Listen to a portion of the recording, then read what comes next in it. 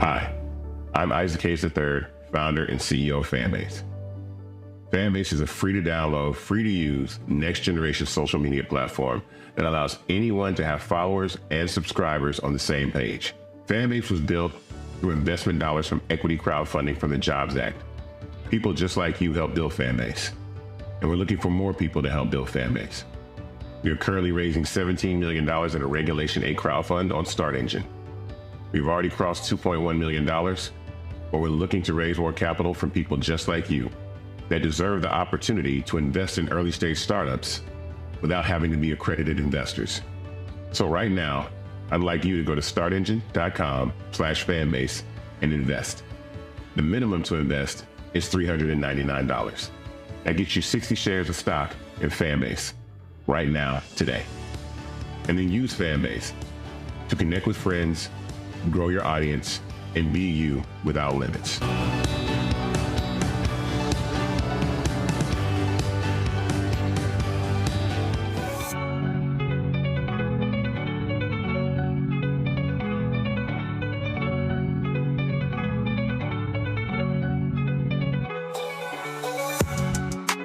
Black Star Network is here. Hold no punches. I'm real revolutionary right now. Support this man, Black Media. He makes sure that our stories are told. Thank you for being the voice of Black America, Roland. Stay black. I love y'all. All momentum we have now, we have to keep this going. The video looks phenomenal. See, there's a difference between Black Star Network and Black-owned media and something like CNN. You can't be Black-owned media and be scared. It's time to be smart. Bring your eyeballs home. You dig?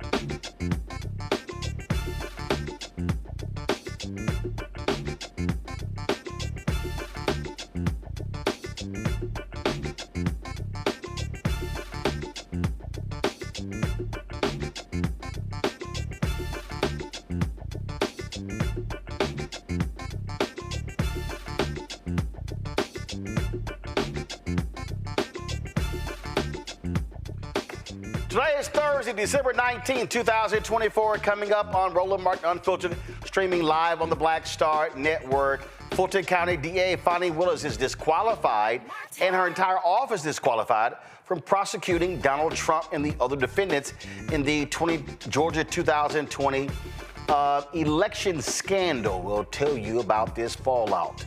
Well, guess what? There's a deal in Congress to continue funding after President-elect Elon Musk said, hey, I don't like this deal. Yeah, we're going to tell you all about that. Folks, President Biden in his final days attacks climate change. Also, we'll talk about all the other drama happening in the nation's capital. It's time to bring the funk. Roland Martin Unfiltered on the Black Star Network. Let's go. He's got it. Whatever the miss, he's on it. Whatever it is, he's got the scoop, the fact, the find. And when it breaks, he's right on time and it's rolling. Best believe he's knowing. Putting it down from sports to news to politics. With entertainment just for kicks, he's rolling. It's on go, roll, y'all. It's Roland Martin, rolling with Roland now. He's funk, he's fresh, he's real, the best, you know he's Roland Martin now.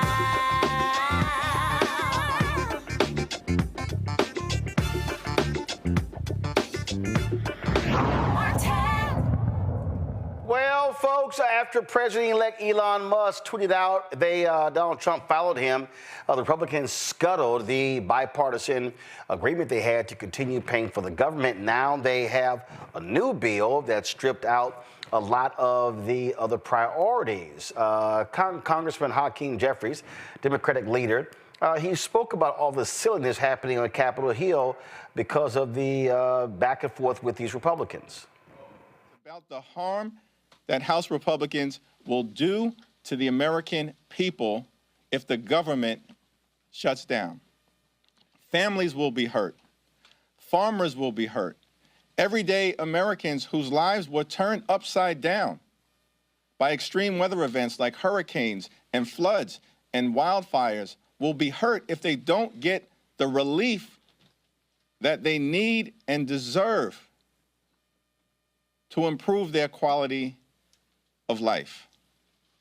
If the government shuts down, holiday travel will be impacted. The ability of everyday Americans to visit their family, their friends, their loved ones will be impacted.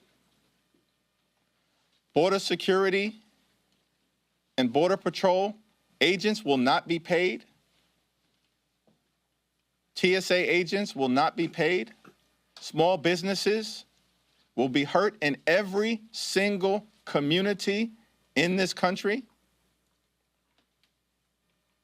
This reckless Republican-driven shutdown can be avoided if House Republicans will simply do what is right for the American people and stick with the bipartisan agreement that they themselves negotiated.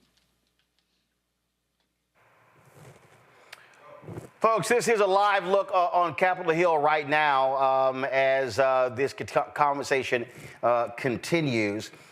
It's a whole lot of back and forth that's taking place on Capitol Hill. And so now what you have, of course, again, as I said, there was an agreement.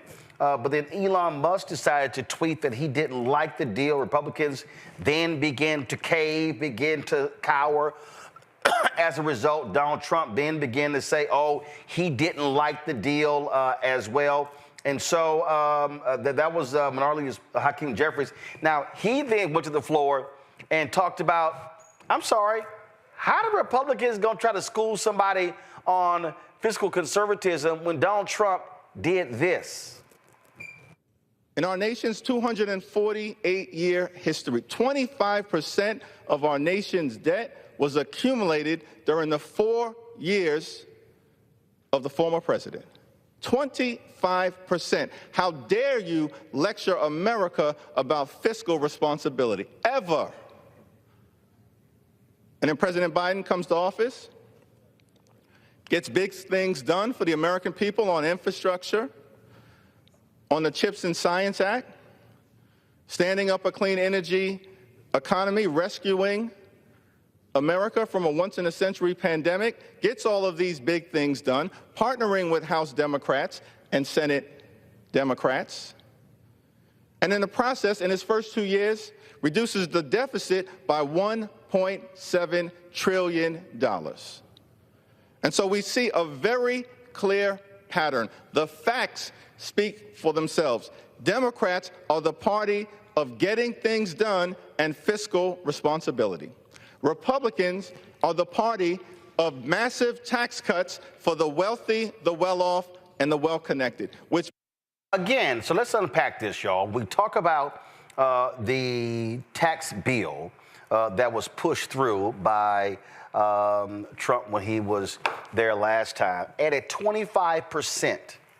25% to the federal debt. But now they're running around trying to educate folk on when it comes to the economy. What a particular joke. So and what Jeffries is saying is like, okay, you know what?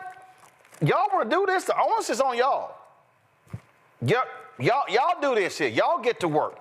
And that's exactly what it should be. It's like, okay, now it's all your ball game. Let's talk about this with our panel.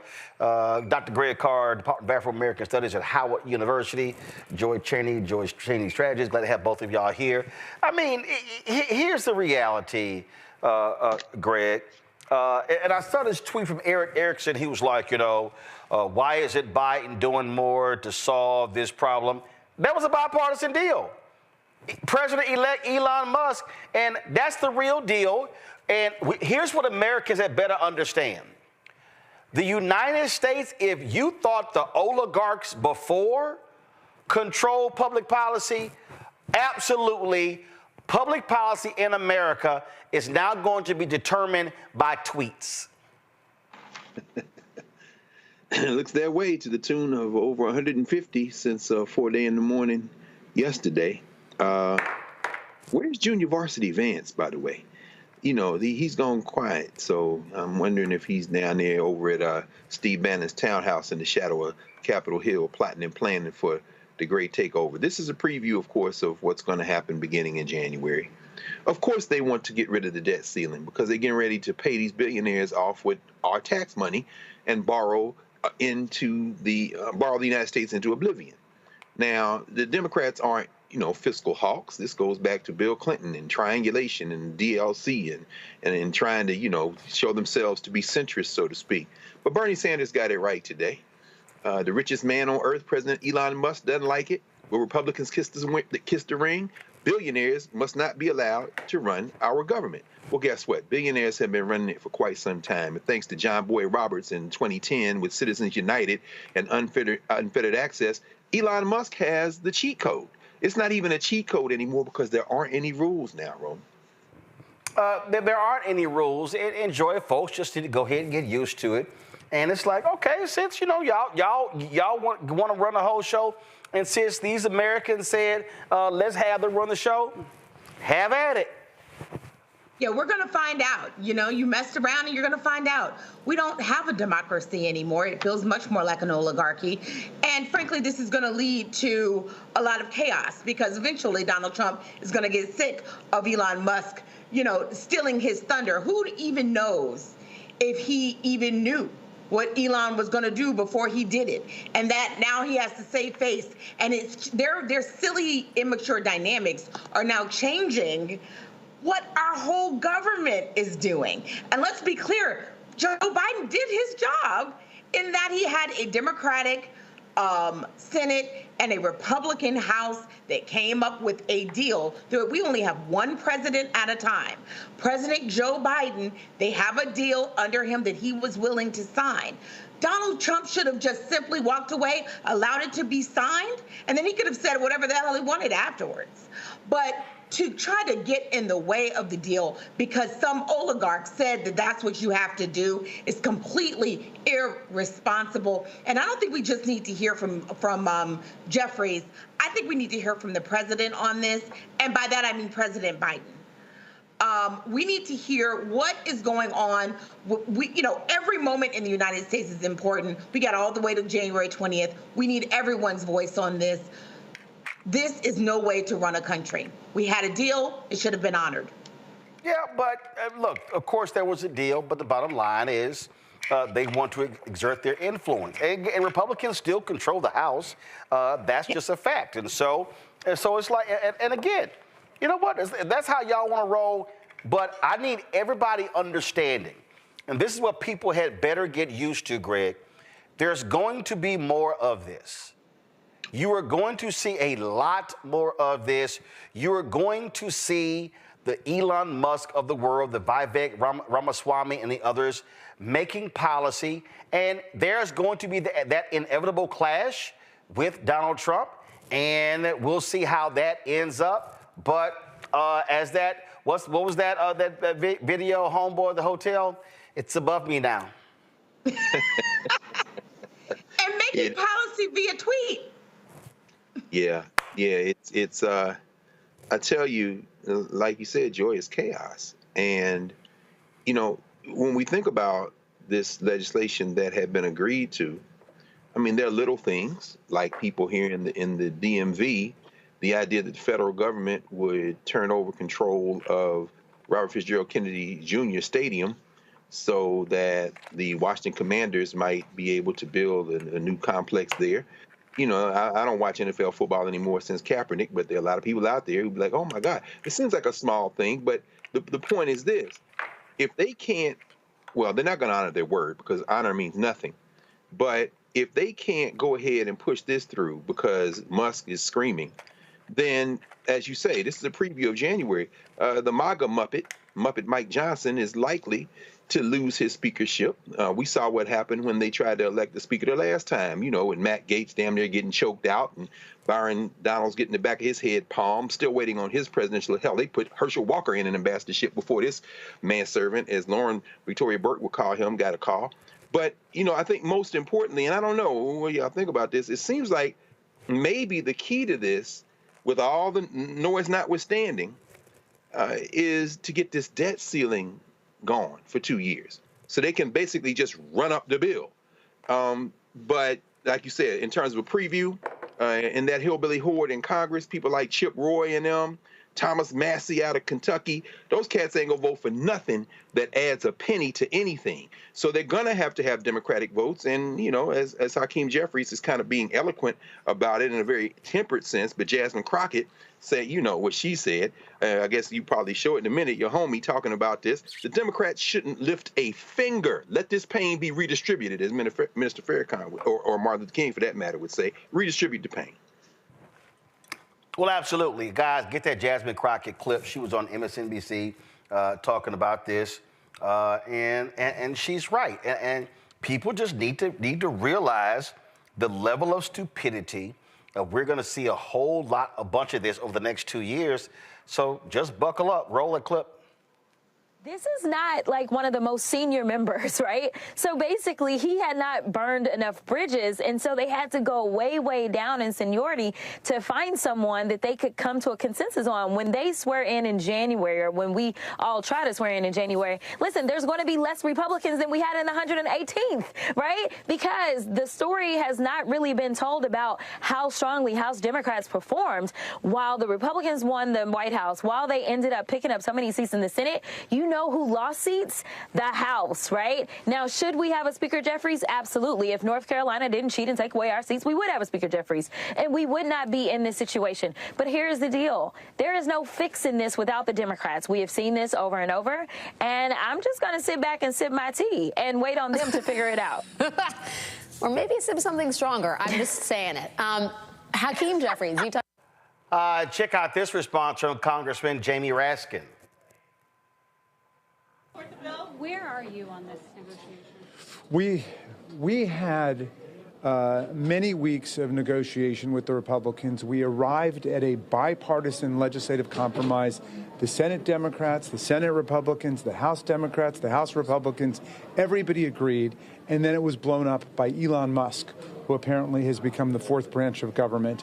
And that's just an intolerable way of proceeding under representative democracy. So the Democrats are going to try to figure out how we can salvage the public good out of the wreckage that has just been foisted upon us. But do you think that there's a scenario where you might regret rejecting a clean debt ceiling increase? I mean, that's what they've added to this. We're going to discuss this in our caucus, and we'll figure out what to do. It's just horrific that they have thrust us into this kind of chaos already, and they haven't even taken over yet. Some Republicans are saying they've done their part now, that what comes next is up to you, and if this doesn't get passed and the government shuts down, the Democrats are going to own this. Yeah, they did their part by entering into a legislative compromise with us, which we negotiated over a several-month period. We arrived at the compromise, and that's what we've all been behind, and that's what we expect to go forward. So who is our leader, Hakeem Jeffries, supposed to negotiate with? Is it Mike Johnson? Is he the Speaker of the House? Or is it Donald Trump? Or is it Elon Musk? Or is it somebody else? So we got to try to figure out how to salvage some kind of public interest out of the wreckage that they've just put upon us. Thanks. Well, a great point. I love that. So who's supposed to negotiate with? Is it you, Mike? Is it Don? Is it Elon? Which one of y'all? Yeah, and we've been here before. I mean, we have been here before. This is what happened with the immigration deal. This is what's happened with previous debt ceiling deals. You make a deal with the Republican, and then they are like, we're good to go. We've got a deal. And then they get a tweet or they get a message from Donald Trump that says, don't make that deal.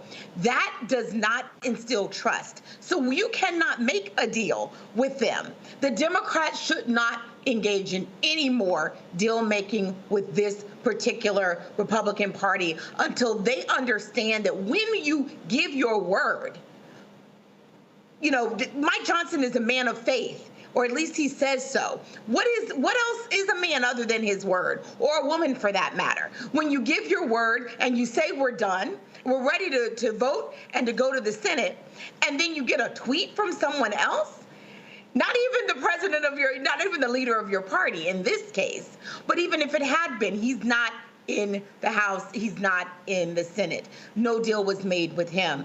And you clearly had a go-ahead, because don't believe that Mike Johnson would have said okay to this deal if he did not have a go-ahead from Donald Trump. This was Elon Musk and Donald Trump being too impotent to then say, hey, Elon, back off. Elon got out in front, and that's what we have to deal with. We're going to have a very wealthy person who knows he can embarrass the President of the United States. He can get out in front of the President of the United States, and he can blow up a deal in Washington. That's what happened. That's what's going to happen more, and that is incredibly concerning for the state of our democracy. The American people have made a gross mistake. So when we say some of you are a little stupid, That's because we knew this was going to happen. We told you, and you chose to do it differently. But everyone on this call will be fine. Well, and again, hey, Greg, that's what they wanted. They wanted this. They voted for it. They wanted it. And you're going to get exactly what you voted for. And here's the deal. When the new Congress is sworn in, the Republicans' margin is going to be even smaller.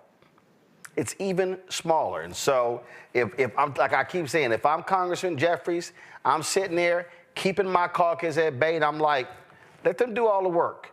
Don't come look at us. Y'all got the majority. Go to work. It's going to be tough, Roland. I mean, Musk, I think according to reports, the first tweet was about 4:15 Wednesday morning. So he's another up all night guy. This bill must not pass. And then he starts with the disinformation. And again, when we finally have an honest, if there's still United States, honest conversation about the election, the two major issues that are going to emerge will be voter suppression and disinformation. That's how they were able to steal this thing in the first place, to get in this position.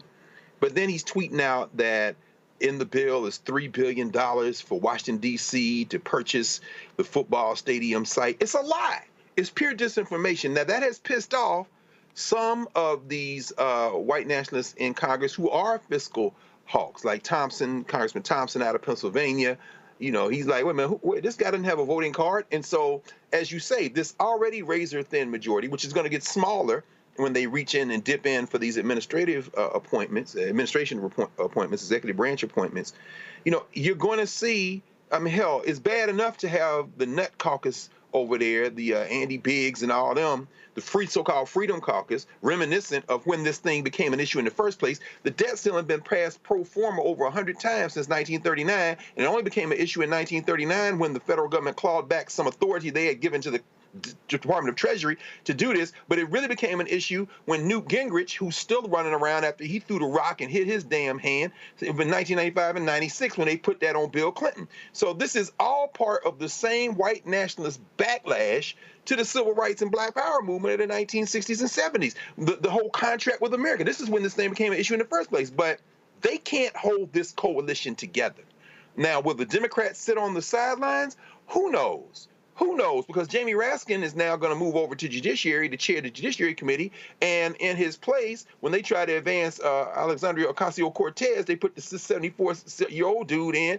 I mean, the Democrats still don't seem to be clear about what their political agenda is going to be. But at least in this moment, they should STFU, sit back and watch this thing implode. Because these Republicans, one thing about them, there are some of them who really don't like the idea of this open interference. And Musk is going to overplay his hand. He's shown he has no impulse control. He's not a genius. He's inherited a bunch of stuff. And now he is making his money literally out of our pockets, which is why they want to get rid of the debt ceiling in the first place. They can keep borrowing and then put it on our credit card. But, you know, some of these people on the Republican side really don't like this. And I doubt they are going to stand up and salute. While the majority of them will, not enough of them may do it in order for them to do anything. Well, I am going to thoroughly watch the implosion take place. And it's going to happen, and I shall do it with glee. All right, folks, got to go to a break. We come back. We'll come back and talk about Fulton County DA Fani Willis. We knew this was going to happen. She cannot move forward prosecuting Donald Trump. She's been removed from the case. In fact, all of her assistant DAs, her entire office. What the hell? We'll break it down next. Roland Martin Unfiltered on the Black Star Network. What's up, y'all? Look, Fanbase is more than a platform. It's a movement to empower creators, offering a unique opportunity for everyday people to invest in Black-owned tech, infrastructure, and help shape the future of social media. Investing in technology is essential for creating long-term wealth and influence in the digital age. The Black community must not only consume tech, we must own it. Discover how equity crowdfunding can serve as a powerful tool for funding Black businesses, allowing entrepreneurs to raise capital directly through their community through the Jobs Act. the next A Balanced Life with me, Dr. Jackie. 'Tis the season, tree trimming, party going, and gift giving. And I don't know about you, but for me, sometimes it can be overwhelming, and sometimes it's just downright exhausting. Surviving the holiday season, we got tips for you for staying sane, solvent, striving, and thriving, and sometimes keeping a little money in your pocket. 2 things just out of the gate: set boundaries and set a budget. On a next A Balanced Life right here on Black Star Network with me, Dr. Jackie. Next on the Black Table with me, Greg Carr. There's a lot of talk about the inevitability of another civil war in this country. But on our next show, we'll talk to a noted author and scholar who says we're actually in the middle of one right now. In fact, Steve Phillips says the first one that started back in 1861, well, it never ended. People carrying the Confederate flag, wearing sweatshirts saying MAGA Civil War, January 6, 2021, stormed the U.S. Capitol, hunted down the country's elected officials, built a gallows for the Vice President of the United States, and to block the peaceful transfer of power within this country. On the next Black Table, here on the Black Star Network. I'm Russell L. Honoré, Lieutenant General, United States Army, retired, and you're watching Roland Martin Unfiltered.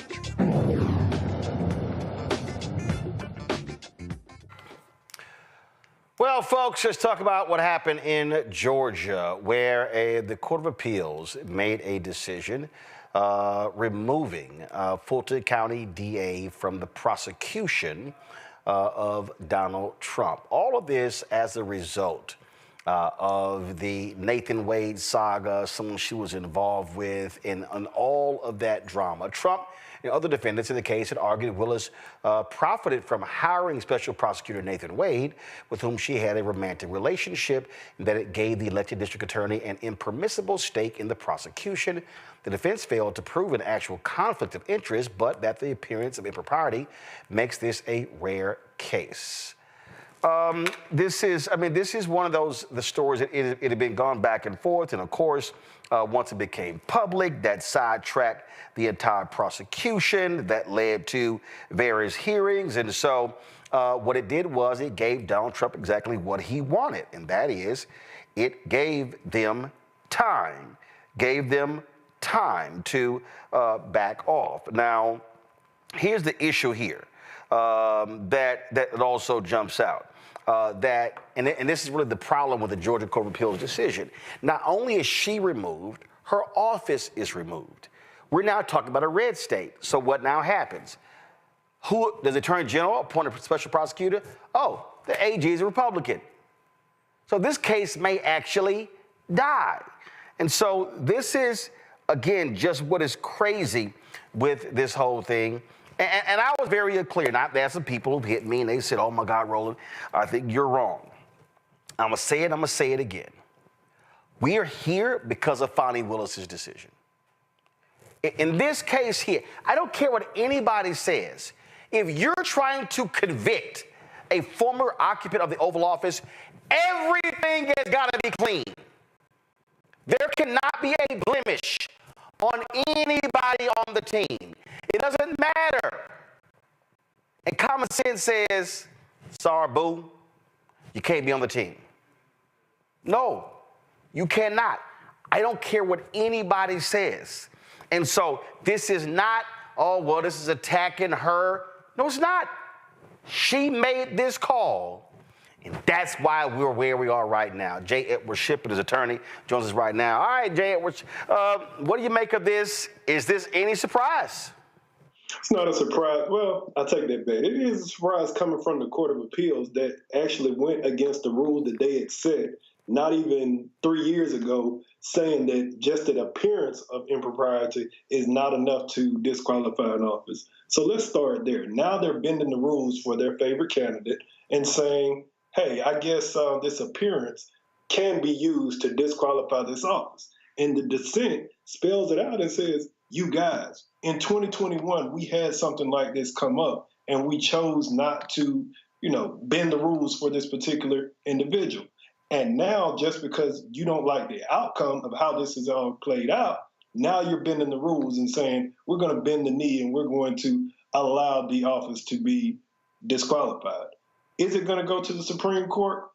My bets are on yes. But again, it's surprising to see that the Court of Appeals would go against tradition, precedent, stare decisis, and say, yeah, we're wrong. Actually, we're going to allow this office to be disqualified. But why? Why is it a surprise?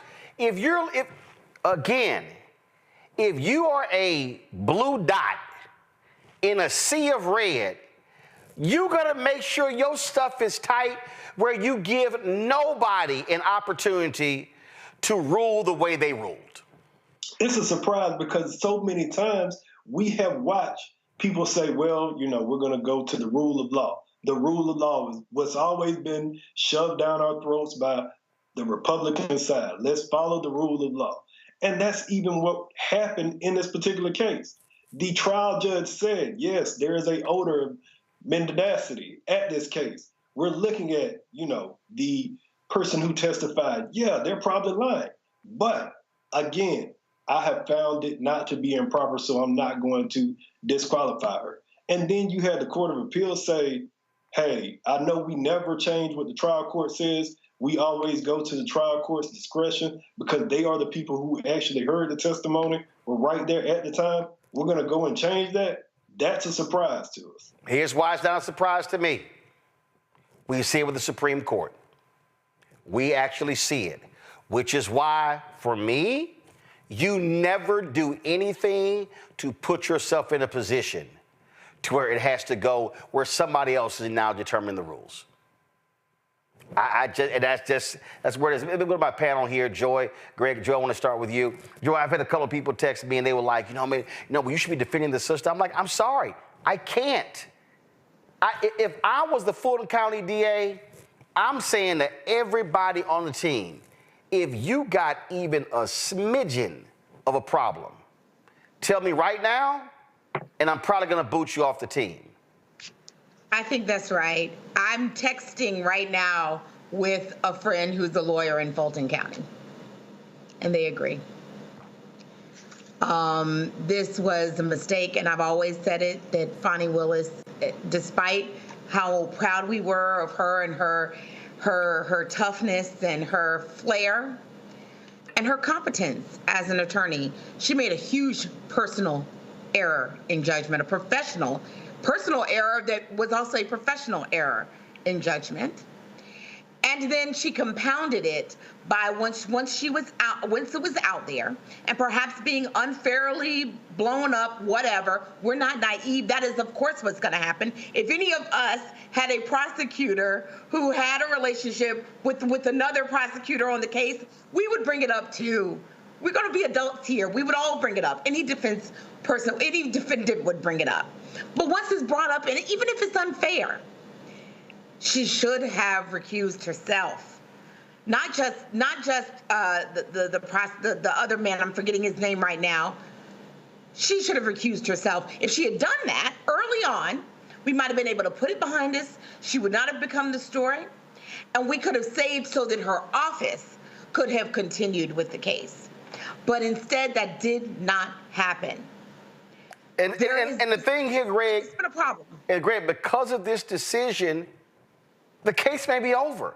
I mean, this is what happens when it's taken out of your hands, and you gotta play chess.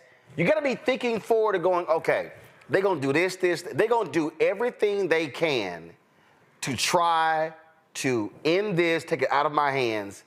I can't give them anything. No, but I'll be honest with you though, brother. I can't get that animated. About it, and just for a simple reason. If it wasn't this, it was going to be something else. And I agree with you 100%. I'm with you 100% that there should have been no hint of impropriety. And of course, there are people who remember when Fani Willis, as a young assistant district attorney in 2013, used that same RICO statute against school superintendent Beverly Hall and all those black school teachers down there, And so I know that's an issue as well. But as Brother Shipp said, there's no precedent for this. all three of the judges on the panel that took her and her office out are Republican. The trial court judge, Judge McAfee, was appointed by the gun-toting Brian Kemp. In fact, the dissenter, Judge Land, was like, hey, man, the majority, the two people who voted to take her out, we as you said, Brother Ship, there's a long history of us basically bowing to the discretion of the trial court. We're not trying fact here. We're not, and we don't know. And so let's say that she hadn't had an affair with this brother. Let's say that there was clean as a whistle. Well, then they're looking for another reason to take them out. I'm not defending Fani Willis. Like I said, I have mixed opinions about her anyway, generally, but that is beside the point. This is about naked power and a naked power grab. And so, at this point, I guess, and help me, Brother Ship, I think at this point it goes, to the Prosecuting Attorney Council in Georgia? So and of course... Yes, it goes to PAC, Prosecuting Attorneys Council, and of course they're the ones who will punt it all the way to the end and let the statute run. So, yeah, we are in a perilous situation. However, she can appeal to the Georgia Supreme Court and get them to actually hold on to that stare decisis, because, again, if they don't hold on to this stare decisis, if they don't hold on to this precedent, then what is to stop us as defense attorneys from coming in and saying, okay, well, since you said that this is the appearance of impropriety and it can disqualify these prosecution officers, why can't we start disqualifying these prosecution officers for going to these fundraisers with judges, going out to the gun club with judges, going to the hunting or the golf course with judges? Right. Because it looks improper, right? Yeah. That's right. I think you should.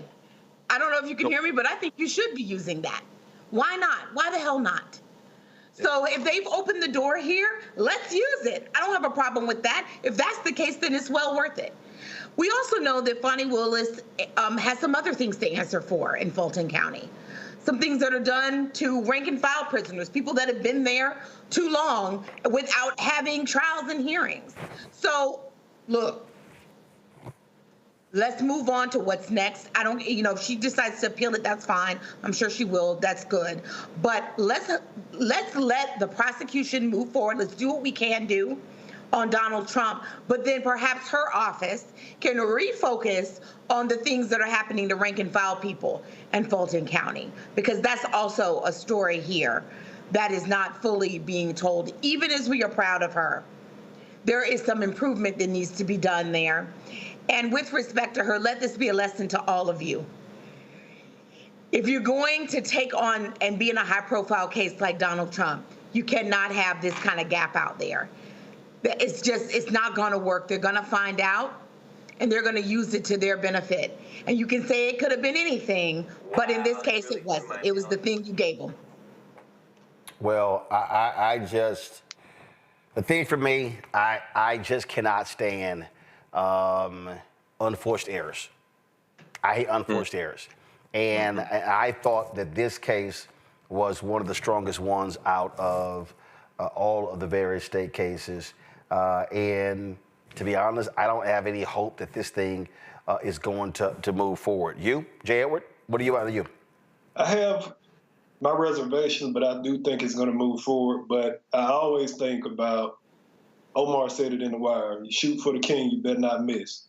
And I have to agree with you. Yes, she made some bad decisions. But again, as I said earlier, and I say a million times over, these same legal arguments that they came up with have been laughed out of court. But because it was a black woman prosecuting this powerful white man, now we're saying, oh, well, there might be some credibility to that. Let's look into it. And I think that's the most asinine thing in the world. And that's why I say to anybody who's watching, you never give them any room to come and get you. You give them nothing. You make them work hard. I'm sorry, this one, she made it easy for him. Jay, I appreciate it. Thanks a lot. Thank you. Have a good day, my brother. All right, folks, gonna go. I really do think this is a lesson, Joy and Greg. You know, I remember I was having a debate with someone at a previous company I worked with. And every time this person would kill other folks' ideas, he would pick holes. He would pick holes in their argument. But you know why he couldn't stand me? Because he couldn't pick no holes in my argument, because I made sure not to make sure there were any holes. And he tried. When I say this dude hated my guts, it's because my shit was bulletproof.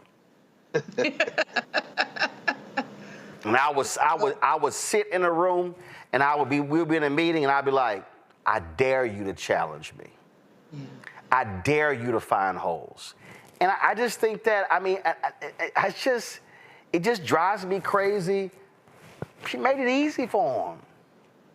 She made it easy for them, and this wasn't even on the margins. This was pretty darn clear. Certainly, she did not enrich herself by engaging in a relationship with him, but she did hire someone she had a relationship with, which is not that unusual, except that then they kind of lied about it. I personally think that. Some people say they didn't, but the story certainly sounded fishy. Her performance on the stand that day, I know a lot of people loved it, and it felt like some kind of strike for powerful Black women, but I'm going to be honest with you, it wasn't the decorum that we're used to in the court. I'm sorry. It was out of the norm. It was inappropriate. I'll be honest. And I think all of that, if people already felt like there was bias, that there was an appearance of messiness and impropriety, chaos already, it added to it. It didn't diminish it. It made her the story. So in this case, if you're watching this is a lesson of how not to do it. We'll know better next time, but it's a lesson of how not to do it. And please don't fool ourselves. I don't want to hear about it in our sorority meetings and whatever. No. We can love Fani. Black women don't have to be perfect. We can make mistakes. She made a mistake, and we ought to own that. This time, she made a mistake. This one is on her. I think the less, and listen, Greg, this is the highest of high profile. I mean, look, their case against Young Thug blew up. I mean, hell, both judges went off and was talking about how unprepared they were. This is just, I guess what just angers me, this was the strongest case against this thug. This was the strongest case. And we got the cases in New York. We got those as well. And the judge said, look, I'm not, throwing look, they still may decide to dismiss the charges, which I still think is bogus. Just because you won an election, the charges should not get dismissed. It's just, the thing is, it is what it is, but it just sort of just drives me a little bit crazy. Here's what I tell, not even lawyers. I tell students this. I tell folk who work here, have your stuff lined up. Don't ever make it easy to get got. That's just my biggest thing, and so that's just what frustrates me the most. Go ahead, Greg. Yeah. I think that if you are Black, certainly in the United States of America, and you pretend to be sane, or if you think you're sane, then you're not well. Because this whole structure is set up in a field of violence. And when you talk about students, one of the most difficult things, I think, for law students, Black law students, I remember when I was in law school, is the moment they realize that it's all make-believe and it's all about power. There is no stare decisis. There's no precedent. Right. There's what you can ram down the throat of your opponent. When we were drug here in chains, and when these rapists, like Thomas Jefferson, and I suppose I shouldn't call him a rapist because legally women of African descent were property, so you can't rape property, I suppose. Thinking now about Bob Iger and Disney that showed that they're rolling over and showing their belly to Trump by settling on something they should and would have won in court. Most lawyers would agree. But the idea that the law somehow is a mathematical equation and that it exists above and beyond human politics is a fantasy. And when you realize that, I've seen people leave the legal profession. I've seen people keep a stiff upper lip and continue to fight. And when you ask them what's going on, they tell you what's the alternative. There are many alternatives, quite frankly. And respectability is not going to improve our chances. You have a man convicted in New York for assaulting E. Jean Carroll. You have an administration, a Congress filled with young girl lovers, filled with pornographers, filled with all kind of stuff. But when it comes to us, the idea that we could somehow respectability our way into some form of parity belies the fact that the law itself is a field of violence. And if this doesn't do anything else, let's say that everything would have gone through, there would have been a conviction. Well, at that point, the judge in Georgia follows the judge in New York and says, we will suspend the sentence until the president is out of office. And guess what? Guess what? You heard Steve Bannon the other night. Y'all talked about it. Steve Bannon saying, hey, maybe we should go for another one in 28. Why? Because they're going to make the case that it's 2 consecutive terms that the cap applies to. And finally, when you look at the number of states that have called for a constitutional convention, they're past that threshold number, which is why places like California legislature are trying to walk back their demand from years ago, because there is no rule over how long a state's demand for a U.S. Constitutional Convention is good. And they're going to make the argument that they've already been enough states to say it. And if they can get that into the conversation, there are also no rules as to who can submit an amendment. Although you still need a supermajority of states to pass the constitutional amendment, they may go back in and re-examine the 13th Amendment. In other words, there is no such thing as a rule of law that transcends human behavior. We couldn't have respectability politics our way out of it. And behaving as if we could reinforces the myth that they rely on to keep us in line. Well, I agree. It will go, look, they'll appeal to the Supreme Court, and we'll see what they decide. And that is that. All right, folks, got to go to a break. We come back. More on Roland Martin Unfiltered on the Black Star Network. Back in a moment. Hi, I'm Isaac Hayes III, founder and CEO of Fanbase. Fanbase is a free-to-download, free-to-use, next-generation social media platform that allows anyone to have followers and subscribers on the same page. Fanbase was built through investment dollars from equity crowdfunding from the Jobs Act. People just like you help build Fanbase, and we're looking for more people to help build Fanbase. We are currently raising $17 million in a Regulation A crowdfund on Start Engine.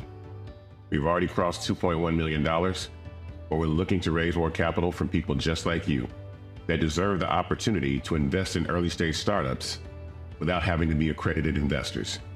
So right now, I'd like you to go to startengine.com/fanbase and invest. The minimum to invest is $399. That gets you 60 shares of stock in Fanbase right now, today. And then use Fanbase to connect with friends, grow your audience, and be you without limits.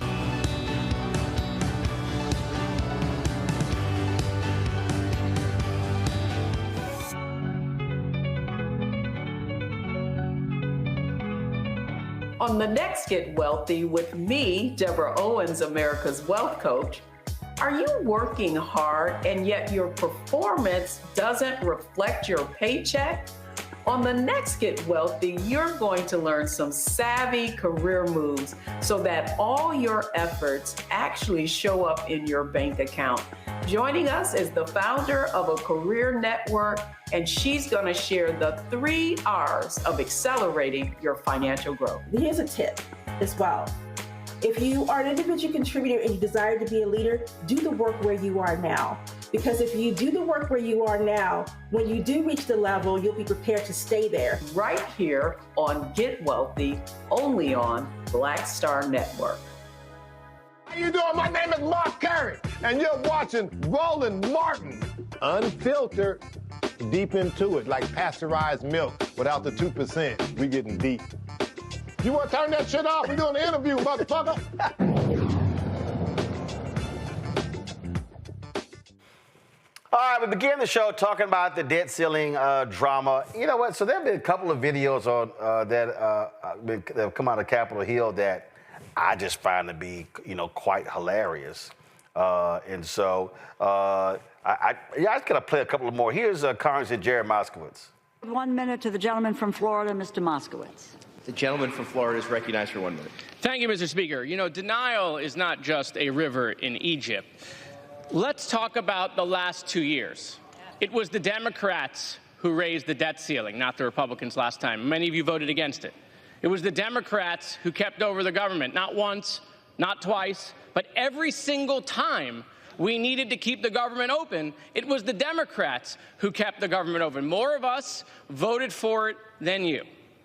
And all I've heard for the last couple of weeks about it, this giant mandate, landslide, trifecta. Put on your big boy pants, pass your own bill. We're only here because you guys can't agree amongst yourselves. That's right. So hold on a second. Democrats will keep government open for the American people. We will mediate the disagreements between that side of the room and that side of the room. We will do that for you, but you got to at least invite us to that meeting. So if you want us to solve your problem because you can't agree amongst yourselves, reach out. Thank you, Mr. Speaker. Time has expired. The gentleman. But and there are those moments when you get a Republican who, I think he's a nutcase, but he's a perfect example of a Republican who's even fed up with his own side. Here is Texas Congressman Chip Roy. Listen to. Fact of the matter is, $330 billion. Congratulations, you've added to the debt since you were given the majority again on November 5th. It's embarrassing. It's shameful. Yes, I think this bill is better than it was yesterday on certain respects, but to take this bill yesterday and congratulate yourself because it's shorter in pages, but increases the debt by $5 trillion is asinine. And that's precisely what Republicans are doing. I'm absolutely sickened by a party that campaigns on fiscal responsibility and has the temerity to go forward to the American people and say, you think this is fiscally responsible. It is absolutely ridiculous. Hey, way to go, Chip Roy. Way to go. Matter of fact, since we played the Congressman from Texas, let me just go ahead and just put on my hat, since we talking about Chip Roy, so he wants to. He said, and Matt Moskowitz, put your big boy pants on. All right, Lauren Victoria Burke Jones is right now. Lauren, you've been following what's happening on Capitol Hill. I just been laughing at the drama of President-elect Elon Musk tweeting public policy and seeing all the people just lose their minds. Yeah, they have no idea who they are as a party. They have no idea who's running the party.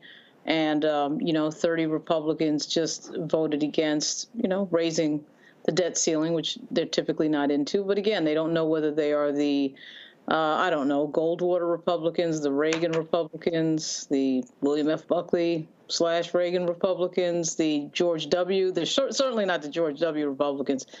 They typically are the MAGA Republicans, and I don't even think they know how to define that at this point.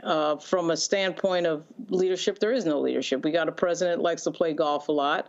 I suspect that, interestingly enough, he did say the other day that he was going to mandate that federal employees had to work in person. I thought to myself, does that include the president? He's probably going to be in Florida for most of this presidency or on some golf course. And then Elon or one of these other airheads is going to pretend they're president. And then he's going to wake up and his ego is going to wake up and say, well, wait a minute, I can't have somebody else getting the attention. At some point, that's gonna crash. I actually think it's going to crash a lot sooner than we thought, because I thought it would crash somewhere in the February, March 2025 zone. I'm starting to think it might crash, over this weekend, because there's no way that Donald Trump with that big fat ego is going to allow anybody. I don't care if it's Elon or anybody else who thinks that they are more important or going to get more attention. That ain't happening. So at any rate, we'll see. I have this thinking feeling that the government might shut down. Well, we don't have to see. Here's the deal. This is the vote. They voted, and 30 Republicans voted against it, and so the sucker failed 231 to 173. And I'm telling you, Joy, if I'm Hakeem, I'm over there going, it ain't my fault. What time is it? It ain't my fault. Let me tell you what, Hakeem Jeffries needs to do what I'm doing right now. He needs to be sending out his holiday cards. Listen, as I said earlier, Donald Trump clearly thought this was a deal that was okay to let go, because it would not have happened. They would not have gotten that far along if the speaker did not think this was okay with the former president, the president-elect. Elon Musk, when it all comes out, he got out in front of the president and decided to scuttle the deal. Well, he got it in front of Trump. He didn't get in front of the president. He got in front of Trump. But I got you. Exactly. That is going to be a problem. To what my co-panelists just said, that cannot continue to happen. Donald Trump is not good for democracy, of course, but it's really not good for Donald Trump's ego. There is no way Elon Musk did this with the permission of Donald Trump. He might be saving face now, but Elon Musk is right if we call him the president-elect. It's not going to be Donald Trump, not if he goes the way it is going right now, which is why he's going to have to do something to silence an Elon Musk. He can't have it. Otherwise, they'll never be able to get any of the things he wants done. And listen, the thing here, you need a 2/3 vote. You ain't going to get that. And now they got to figure it out, Greg. And here's the deal. There are real life repercussions. And, Elon Musk is saying, hey, we just shut the government down till January 20th. Okay. If that's what y'all want to do, go on right ahead. But watch just watch a whole bunch of stuff not happen. And then I love the fact that that Mike Johnson had more than a month to bring the folks back to vote specifically on disaster relief. He chose not to when there were real life disasters going on in the country. Say, dog, it's called leadership. You didn't show any. Yeah, that's true. I mean, these white nationalists have caught the car. They are the dog that caught the car. As we said, as early as November the 5th, sitting there in the studio with you. They caught the car. They don't know what to do now. It's a difficult situation because Elon Musk, within days of the election, said that there's going to be some short-term pain. This apartheid, this apartheid son of apartheid South Africa, this clown. At any rate, but he's a billionaire many times over. Last night, Wednesday night, he's sitting at Mar-a-Lago with his clownish friend and Jeff Bezos, who interfered with the trinket newspaper he bought because his concern, like Elon Musk's concern, is tooling up their rockets so they can leave the rest of our asses here. But the bottom line is the haves are going to be fine. Now, TSA folk are essential personnel. So everyone traveling in the next week, in the next 2 weeks, you'll be able to be wanded and go through and taking your shoes off and going through clear or whatever you're going to do. But guess what? Those people aren't going to get paychecks if the federal government shuts down. Elon Musk will be eating whatever he eats in his billionaire pajamas with his friend Jeff Bezos and his other friends as they rent Trump out to go for broke. But there are going to be real people harmed in this. Yep. And the bottom line is, sure, sit back and watch the chaos, but that chaos is going to include your grandmother. That chaos is going to include people who are working 2 and 3 jobs, who can't make ends meet. anymore. The chaos is going to include, as you said, folks who won't get hurricane relief because the white nationalists at the federal level, modeling the white nationalists in North Carolina, don't give a damn about those people. Finally, the MAGA Muppet had a deal. This super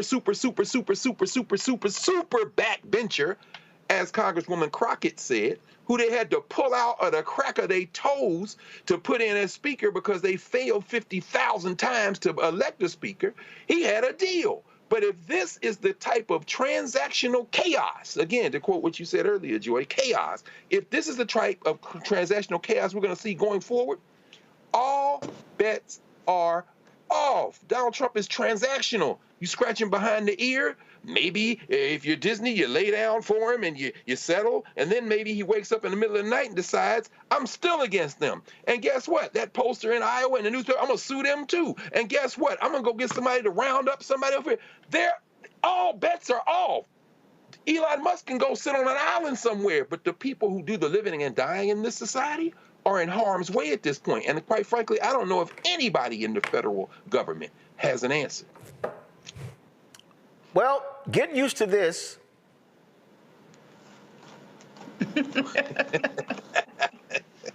I mean, might as well. Yeah. Might as well. And you know what? That's what they wanted. And guess what? Trump can't say anything because Elon spent what, $350 million buying the presidency? Okay, and then now Musk is threatening any Republican who doesn't vote, who votes for the CR bill, they're going to get primaried via his money. They're going to threaten. See, here's what we're about to see, Lauren, which I think is going to be really, really fun. We're about to see whether Republicans actually going to have any guts and tell an Elon Musk to go F himself. Because here's the deal. This is what's going to happen. On any bill going forward, they're going to threaten. They're going to threaten them. But here's the problem. Their margin is so small that literally all it takes is 3 members, max 4 members to go, nope. And if a Chip Roy and 3 others go, I don't give a damn what you think. Y'all going to keep adding money to the deficit? I'm not going to support it. It's going to shut everything down. The biggest thing is for Hakeem to keep his folks in line. Oh, he'll be able to keep his folks in line because, you just saw 30 Republicans decide, not so much. We're not really into this. Yeah, and we haven't even gotten to the U.S. Senate, by the way. The U.S. Senate, he thinks he can primary everybody. Okay, I know he's got a lot of money. Okay, that's great. Fine. Good for you. I can guarantee you that on the U.S. Senate side, you are not going to have everybody just doing what you say. Now, they may get that certainly on judges. I mean, there's certain things that, yes, you're going to see. But when we start getting into things like cutting Social Security, destroying the Affordable Care Act, these are the things that you start getting phone calls on. I don't care what state you're in, whether you're right, left, or anything else. You are going to get calls on Social Security. Social Security is keeping millions of Americans out of poverty. And so Elon Musk can play games and run his mouth and threaten and all this other stuff. At some point, someone is going to wake up to the fact that, oh, wait a minute, there's a guy that came into this country illegally who's an Afrikaner trying to run the United States. There's no way in the United States, no way in the world that these senators and these members of the House, even the craziest MAGA ones, are going to sit for that. Because the way politics works is everybody wants to be in control. Everybody wants power. Everybody wants to matter. And him dictating on Twitter how we're going to run the government isn't going to sit well, particularly on the U.S. Senate side. We haven't seen that part yet. We're just looking at the House. Now, they may go along certainly with Trump, but remember, this is not Trump that we're dealing with right now. This is actually somebody else, some guy that came over here and thinks he can do anything he wants because he's got some money, which, by the way, was funded by taxpayers. Most of this is subsidy. And, you start fooling around with farm subsidies and stuff like that. I'm telling you, this thing crashes and burns quicker than we think. The question is, Roland, what happens after the collision? Because they are going to have a collision. It's going to be a collision of egos. It's going to be a collision of reality. And it's going to be a collision of realizing that you don't have enough votes to do certain things, even in the House. Although the House, of course, is 5 votes off. But it's actually tighter than that because there's a group of people sitting there in these really close districts, Democrats and Republicans. They're not just going to go along with the program. So what happens after it crashes and burns is what's going to be interesting to watch.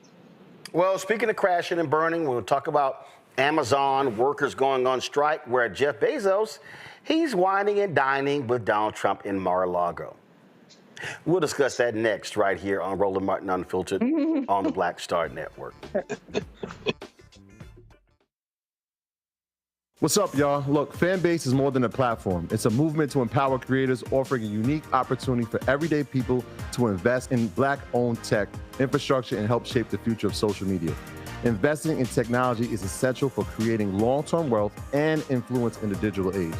The Black community must not only consume tech, we must own it. Discover how equity crowdfunding can serve as a powerful tool for funding Black businesses, allowing entrepreneurs to raise capital directly through their community through the Jobs Act.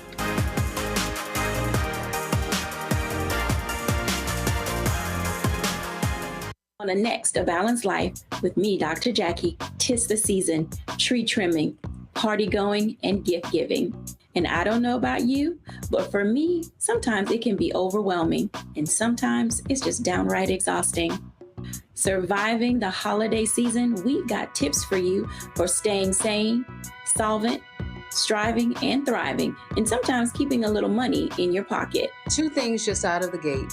Set boundaries and set a budget. On a next A Balanced Life right here on Black Star Network with me, Dr. Jackie. Now streaming on the Black Star Network. I had been trying to get a record deal for a long time. You know, when I finally got signed to the Motown record label in 2003, I was 34, 35 years old. And up until that time, I had been trying to get record deals the traditional way. You know, you record your demo, you record your music, and you send it, you know, to the record labels, or maybe somebody, a friend of a friend, knows somebody that works for, you know, the record label. And really, chemistry was, that was my last ditch effort at being in the music business. How long have you been trying? I've been trying since I was a teenager. Wow. And you know. And I'm grateful that it didn't. I'm grateful that it happened when it happened, because I wasn't prepared, you know, as a teenager to embrace all that comes with a career in the music industry.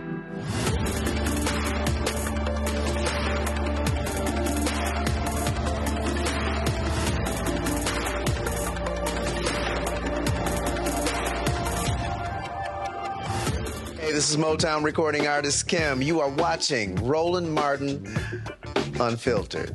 That boy, he always unfiltered though. I ain't never known him to be filtered. Is there another way to experience Roland Martin than to be unfiltered? Of course he's unfiltered. Would you expect anything less? Watch what happens next.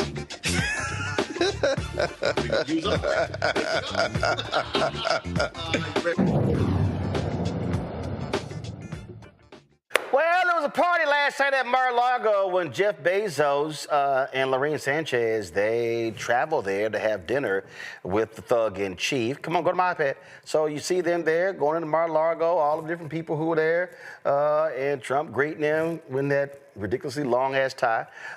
And so here's the deal. So let's juxtapose this. You know, what is he, world's second, third richest man, going there to kiss Trump's ass.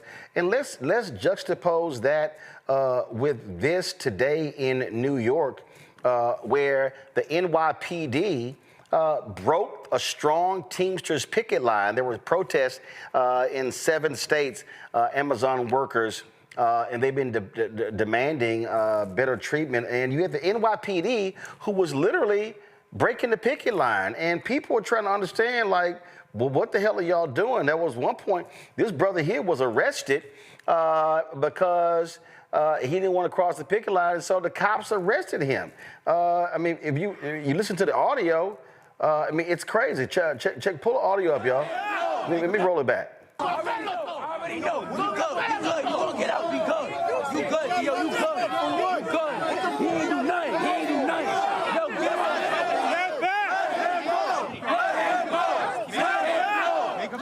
So I'm just curious, Joy, who does the NYPD work? Who does the NYPD work for? They work for the city of New York, or they work for Jeff Bezos? Well, in this new oligarchy, they might work for Jeff Bezos. You know, I really don't know. None of this is surprising. It's not surprising that Jeff Bezos owns the Washington Post. And for the first time in decades upon decades, they chose not to allow their editorial page to, you know, to endorse a candidate, to make a recommendation. Here is This a video is what we are expecting. Here's a video the Teamsters released talking about their largest strike ever against Amazon. Watch. People are excited for this strike. We've been waiting for this day. We've been prepping for this day. This is the day that they get to see how strong we are. This is our chance to truly make history. Teamsters have voted to authorize a strike at 7 Amazon facilities. Those include warehouses in Staten Island and Queens, the Chicago suburb of Skokie, and 4 in Southern California. Amazon doesn't want us to realize the power that we have as Amazon workers. It wouldn't be able to run without us. Amazon is scared because they know that with the power of the union, they're going to have to dish out what they owe. Amazon needs to understand that there's real people behind these vans. There's real people in these warehouses, and they need to treat us with the dignity that we deserve.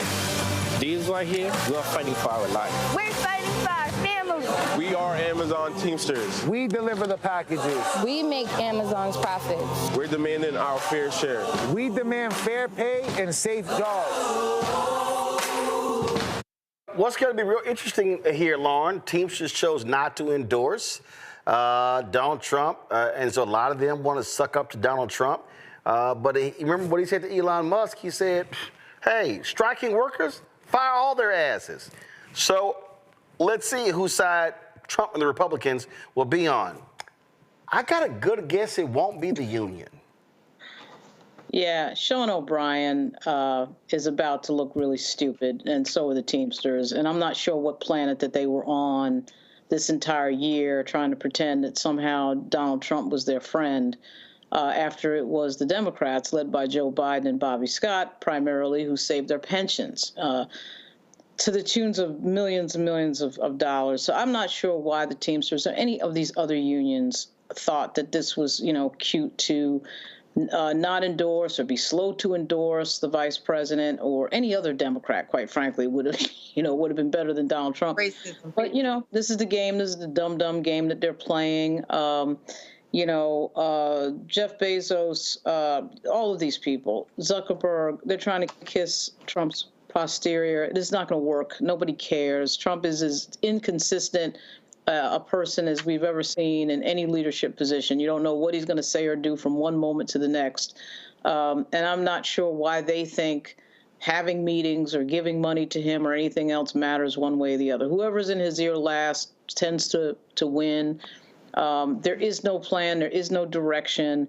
They're fooling themselves if there is. And really Bezos's performance this year with regard to not endorsing the Washington Post was just odd. I'm surprised that David Shipley, the editorial board editor, after the great Fred Hyatt unfortunately passed away a few years ago, I'm surprised he's still in that position. I just came from an event for Bob Cusack, the long-term editor for The Hill newspaper. And, there's a rumor, I was trying to find out from Bob whether or not he knew why it was that the Post is having trouble hiring top editors. Apparently there's some new plan in there that is dissuading a lot of people, and they finally hired somebody from the Wall Street Journal, I think today.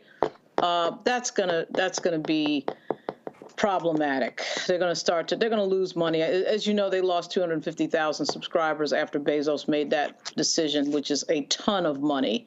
And I know that Bezos obviously has enough money to sustain the Post and sort of just pay for the losses, but I doubt that he'll be, wanting to do that for a extended period of time.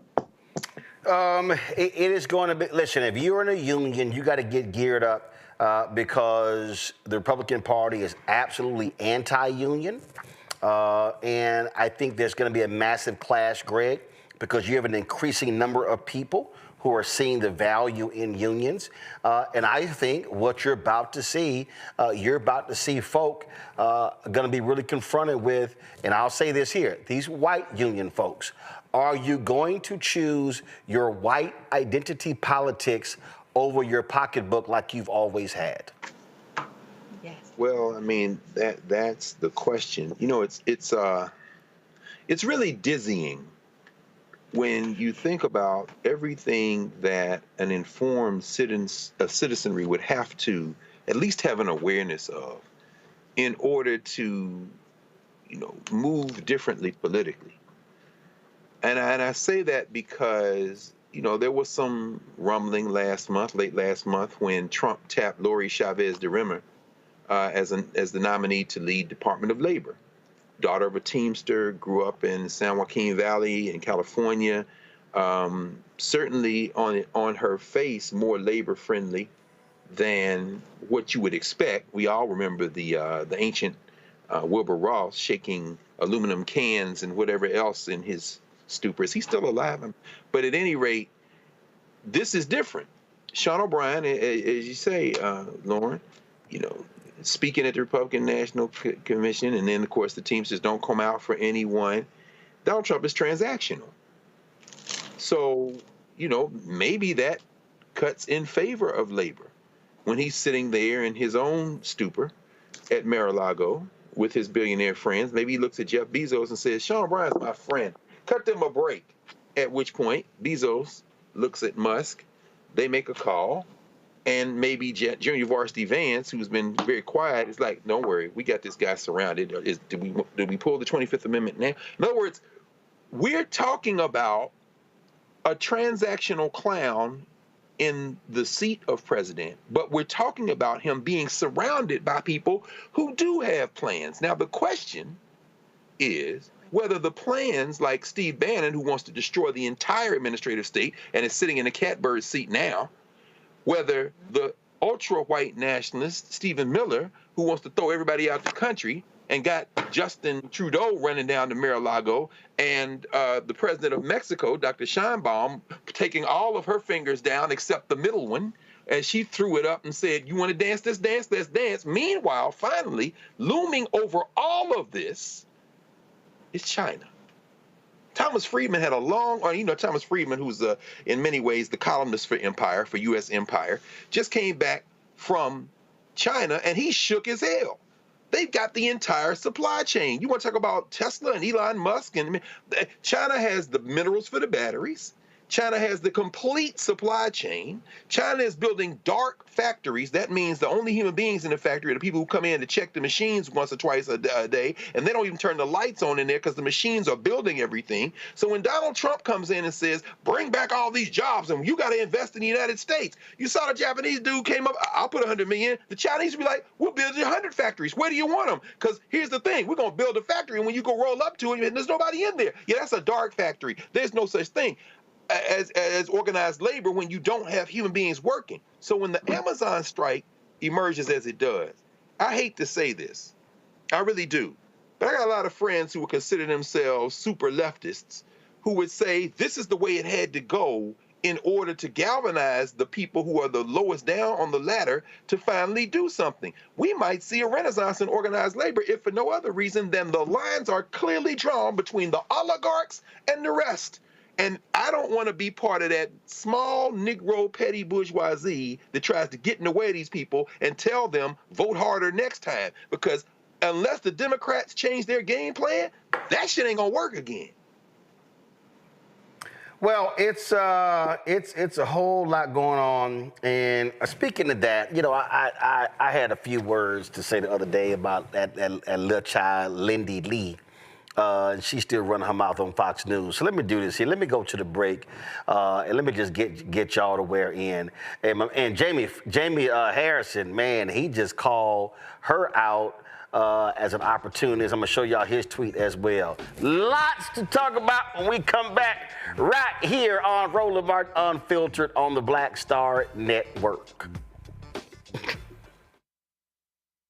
Hi, I'm Isaac Hayes III, founder and CEO of Fanbase. Fanbase is a free-to-download, free-to-use, next-generation social media platform that allows anyone to have followers and subscribers on the same page. Fanbase was built through investment dollars from equity crowdfunding from the Jobs Act. People just like you helped build Fanbase, and we're looking for more people to help build Fanbase. We are currently raising $17 million in a Regulation A crowdfund on Start Engine. We've already crossed $2.1 million, but we're looking to raise more capital from people just like you that deserve the opportunity to invest in early-stage startups without having to be accredited investors. So right now, I'd like you to go to startengine.com/fanbase and invest. The minimum to invest is $399. That gets you 60 shares of stock in Fanbase right now, today. And then use Fanbase to connect with friends, grow your audience, and be you without limits.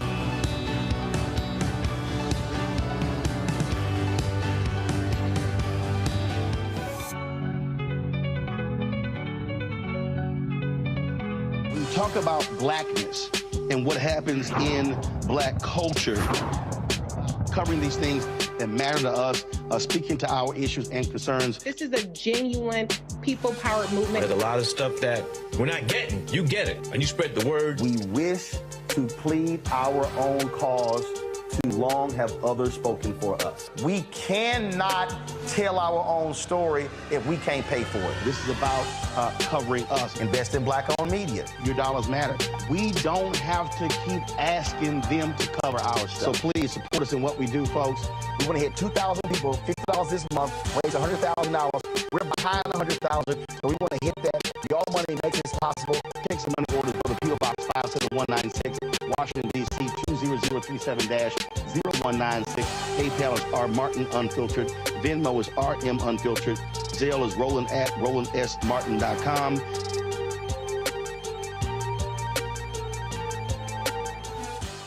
Now that Roland Martin is willing to give me the blueprint, hey, Cyrus, I need to go to Tyler Perry and get another blueprint because I need some green money. The only way I can do what I'm doing, I need to make some money. So you'll see me working with Roland. Matter of fact, it's the Roland Martin and Cheryl Underwood Show. Well, should it be the Cheryl Underwood Show and the Roland Martin Show? Well, whatever show it's going to be good.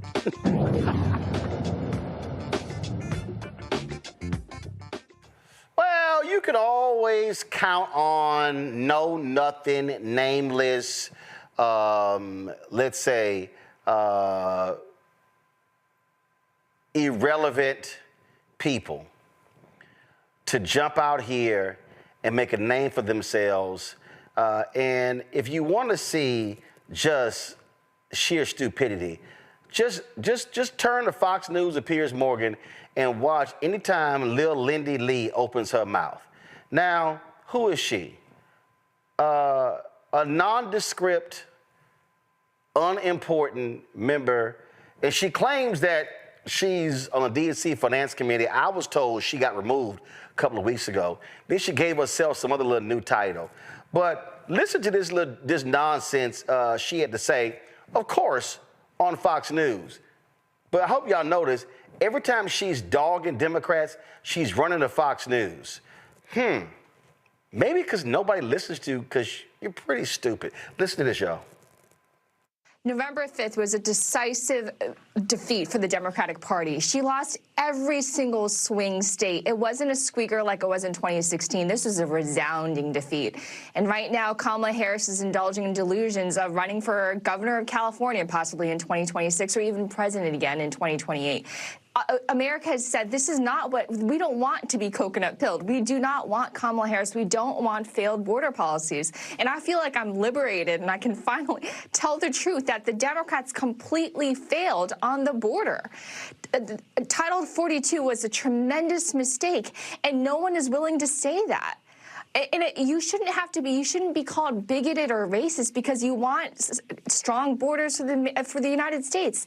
And you should be able to say that the economy was ailing under the Biden-Harris administration, that price hikes did indeed happen, but they denied that for the first 3 years of the administration. And when they finally did something, it was too late. Well, Linda, you're interesting to listen to her run her mouth talking about the economy when the United States the economy has recovered at a faster rate than every other major nation in the world. But I guess little Lindy overlooks that. And so she's been running around. Again, she just been running her mouth, y'all, left and right on Fox News. And she's been everywhere. She's going on Piers Morgan's show. She's been everywhere just, her little nonsense. And, and this is literally the most attention this little child has ever gotten. Then she does this interview with this. Again, she talking to everybody. She talking to some little fool here, some dude on News Nation we ain't never even heard of. And she claims that, the DNC is in complete turmoil. Listen to this, y'all. Is it in turmoil?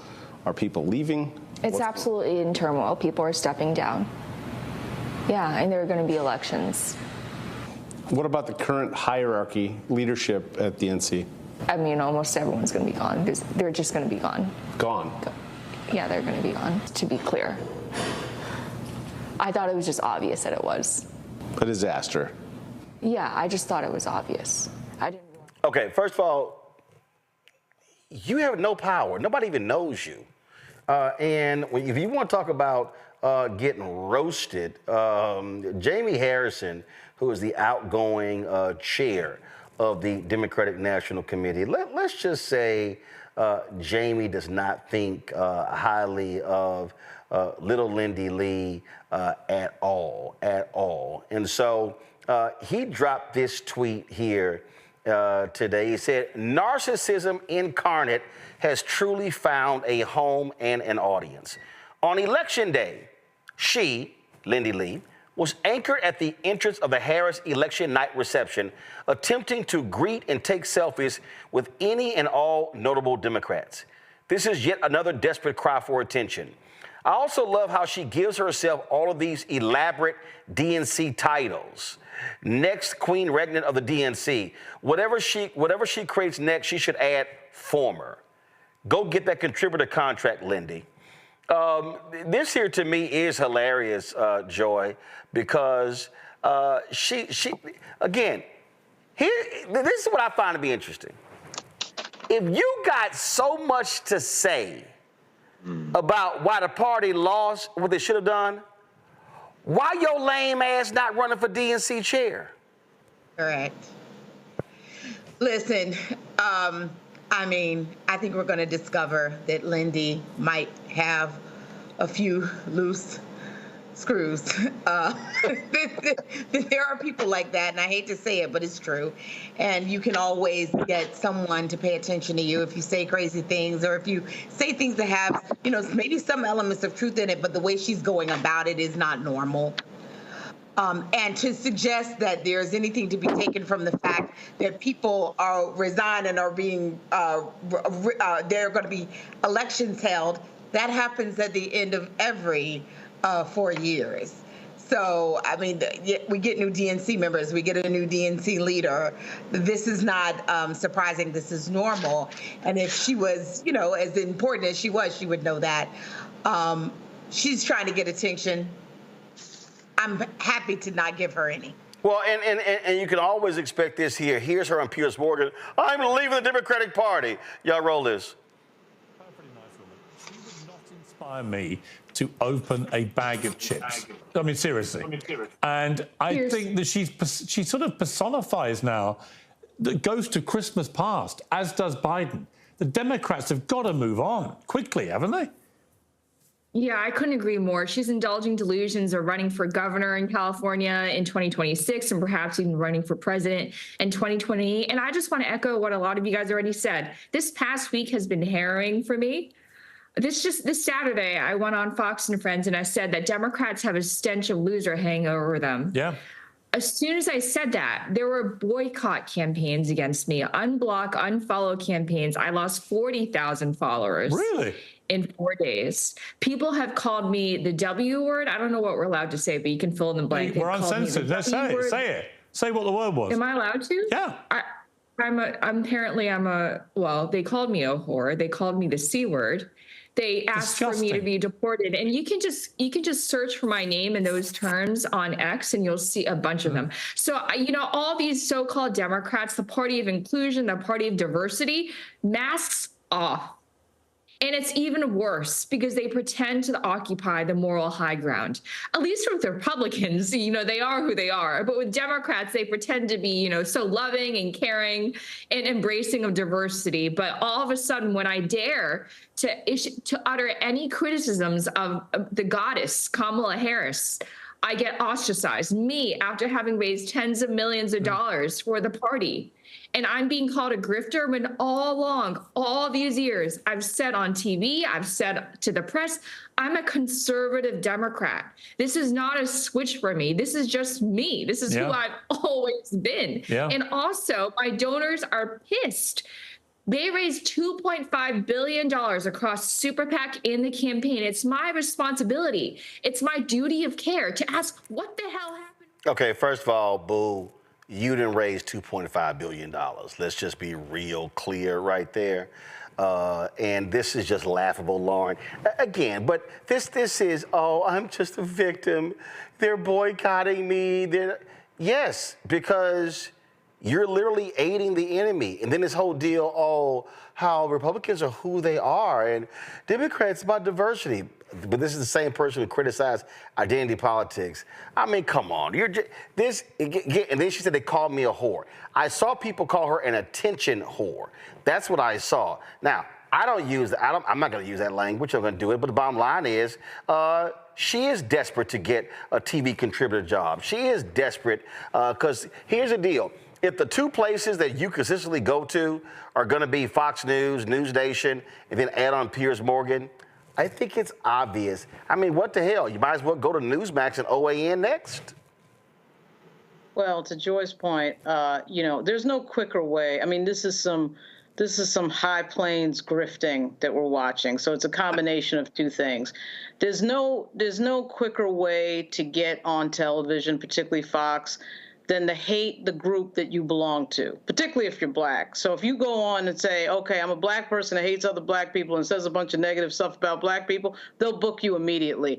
If you're a Democrat, and she's a so-called conservative Democrat, whatever that is, that's an oxymoron, you tell Fox Booker, producer, ooh, I'm going to get on as a Democrat and criticize other Democrats, I'll put you right on. That's the first thing that we're watching.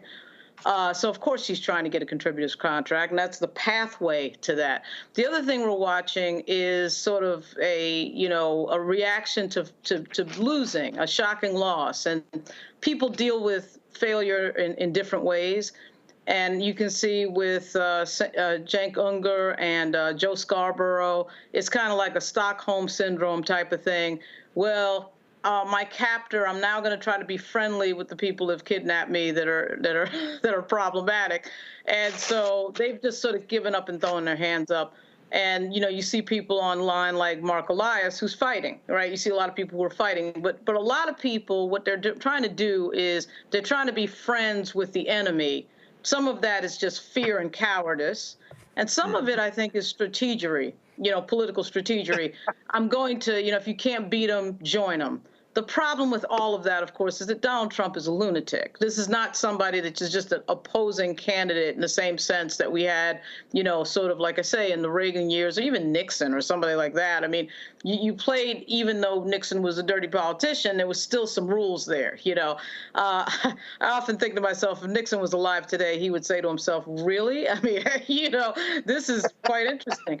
At any rate, but Trump is on another level. These people are actually dangerous. I actually think there's a chance that they could collapse the government, when they get into power. That is not off the table. So a lot of these people have given into that, from Bezos to Joe Scarborough. It is really embarrassing to watch. It breaks their brand. This woman doesn't have a brand because nobody knew who she was. So this is kind of a desperate thing to sort of align yourself with the people you've been fighting against for so many years. It's really sort of pathetic to watch, and really you can never trust these people because what happens is when they meet a moment of great adversity and turncoat and lack courage, I mean, you can never trust an individual like that again.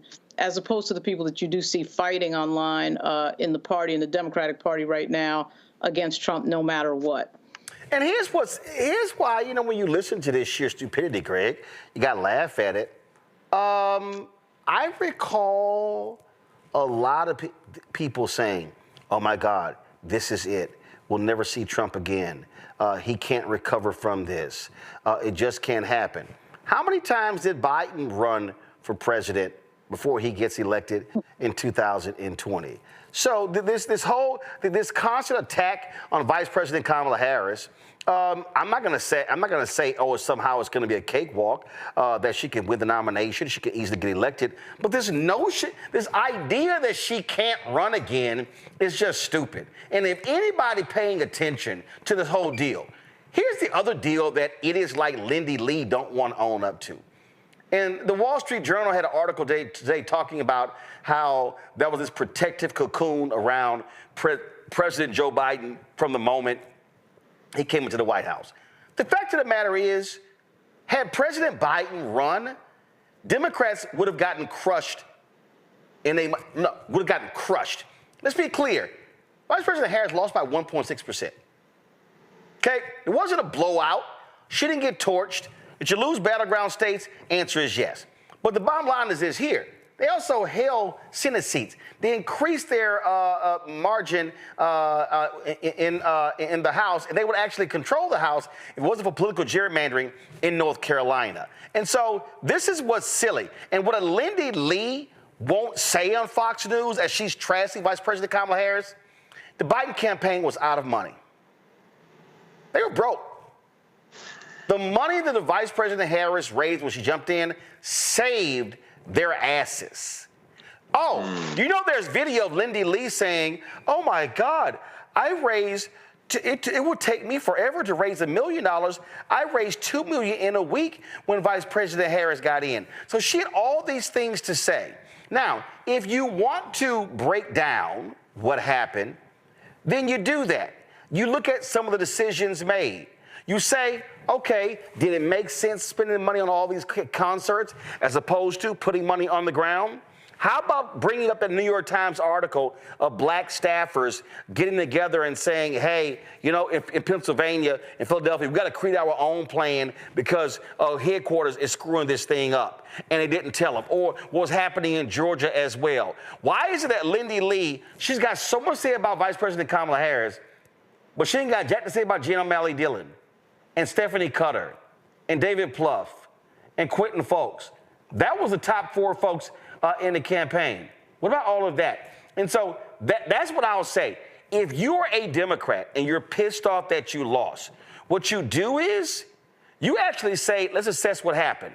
What you don't do is you don't go into the enemy territory of Fox News and all of a sudden, and you're getting booked everywhere. And let's be real clear, before this election and after November 5th, didn't nobody know who the hell Lindy Lee was?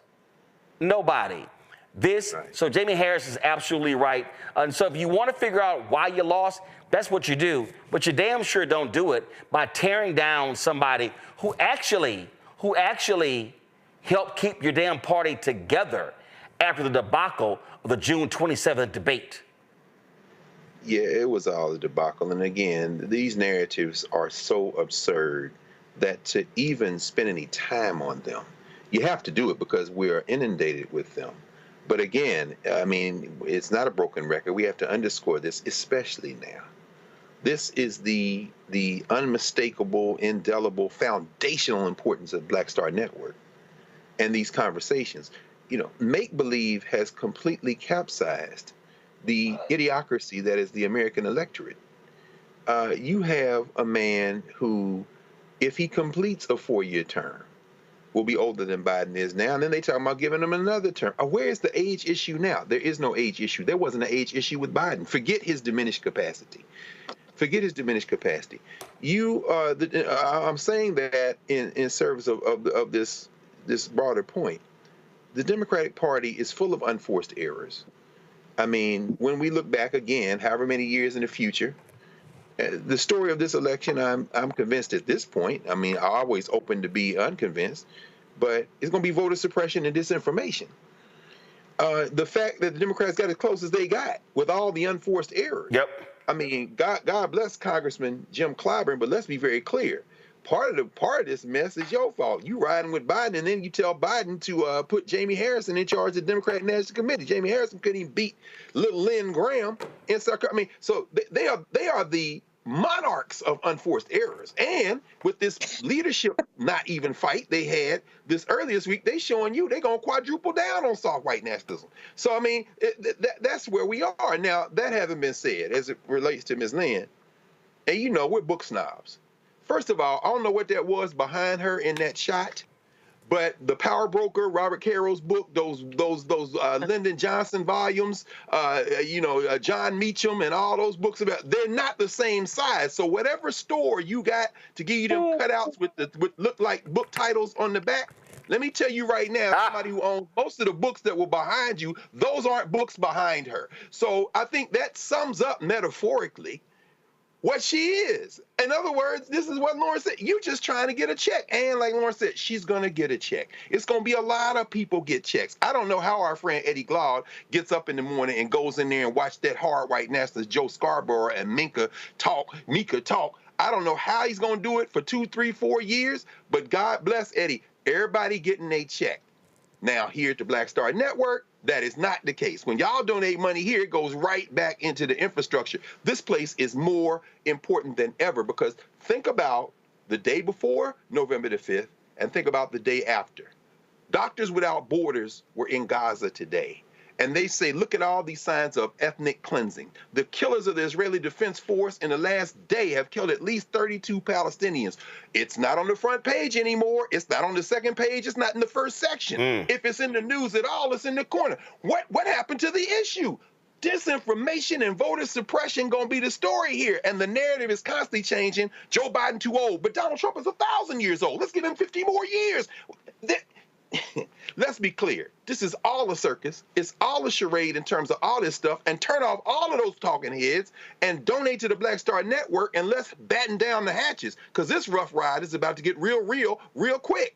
So I love the people who got lots to say, but then they forgot that there's video of the other stuff that they said. So this is a tweet that was posted July 29th, 2024. Super honored to be officially credentialed by the Harris campaign as a creator for the Democratic National Convention. This is the first time in the history that influencers will have exclusive access. Chicago, we taking over. Watch this space. Listen.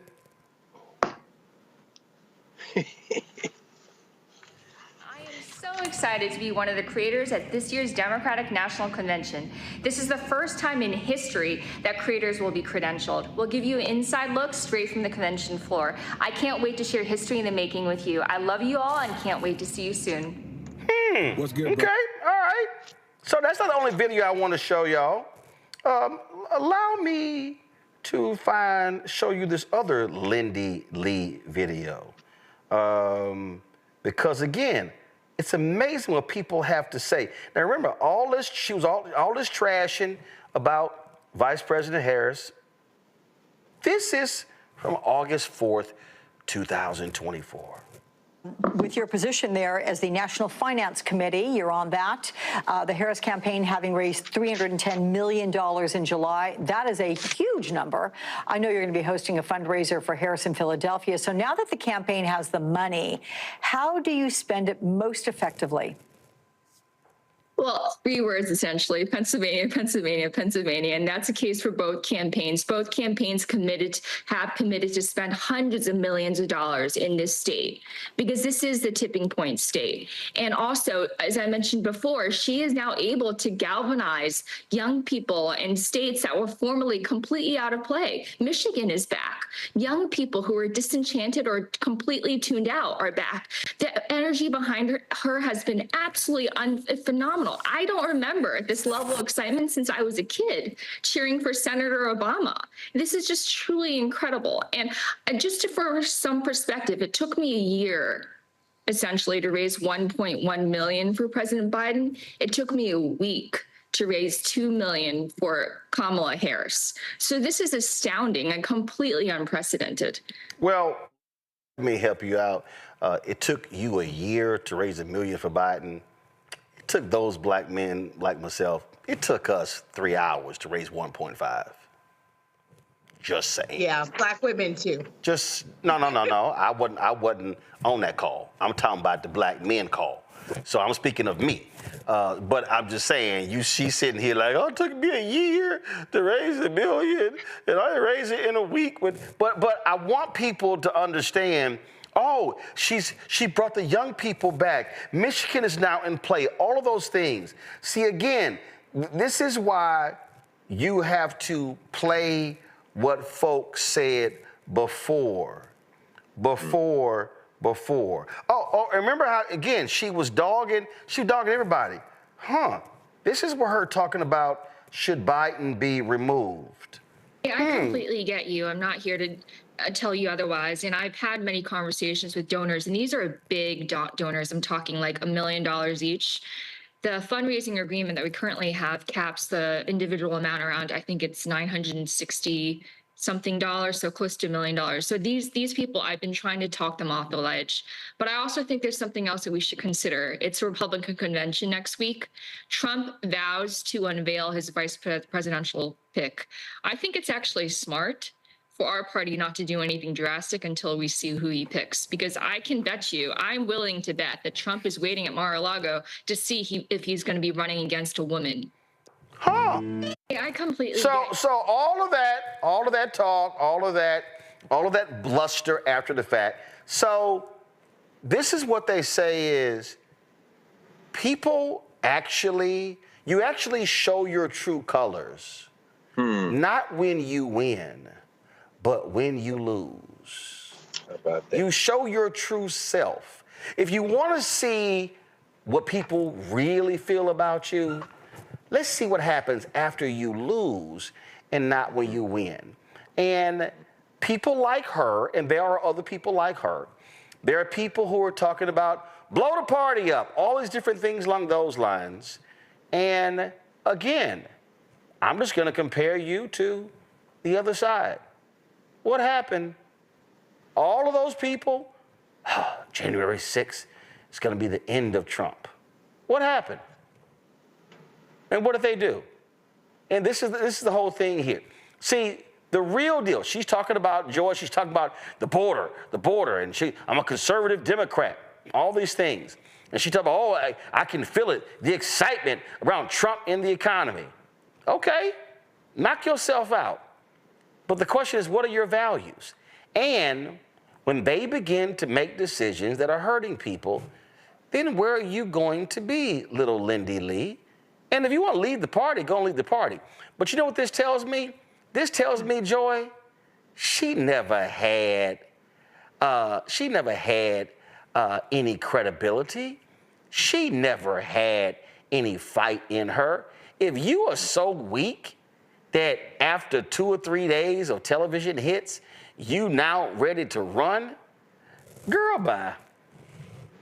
Yeah, I don't know anyone who even really knows her. So it's just so funny that she would be out there. This is clearly a person who says whatever is, the thing to say du jour, right? So today she wants to get on Fox News. She probably has been, has ostracized herself in the Democratic Party, as Jamie already said, put former in front of that. She probably needs to do this professionally in order to get money. We're smart out there at the Black Star Network. We know what this is. This is a grift. And she's going to continue to do it as long as we give her more attention, as long as they pay her more money. There are lots of DNC members out there who are doing the right thing. If they see the party is going in the wrong direction, in their estimation, they're running for DNC vice chair, DNC secretary, DNC whatever. That's what we need. We need people who are willing to put themselves on the line and to step up to try to lead our party through this difficult period. And we don't do that by trashing each other. You stick together, you make your tweaks, and then you move on. Because as we've already seen, the Republicans are not better at this. They are a disaster, and they're going to prove that. We have to be ready when the American people come back to us? Listen, I think, Lauren, that after any loss, there should be an assessment of what happened. I believe that one of the reasons you do that is so you can look at how do you get better, how do you change things, how do you campaign differently, how do you stop using certain white consultants, certain Democratic communications firms and others that are grifting, that are making millions of dollars, buying their second homes, and there's yachts and things along those lines, and they keep blowing things until you actually do that. All those things are necessary.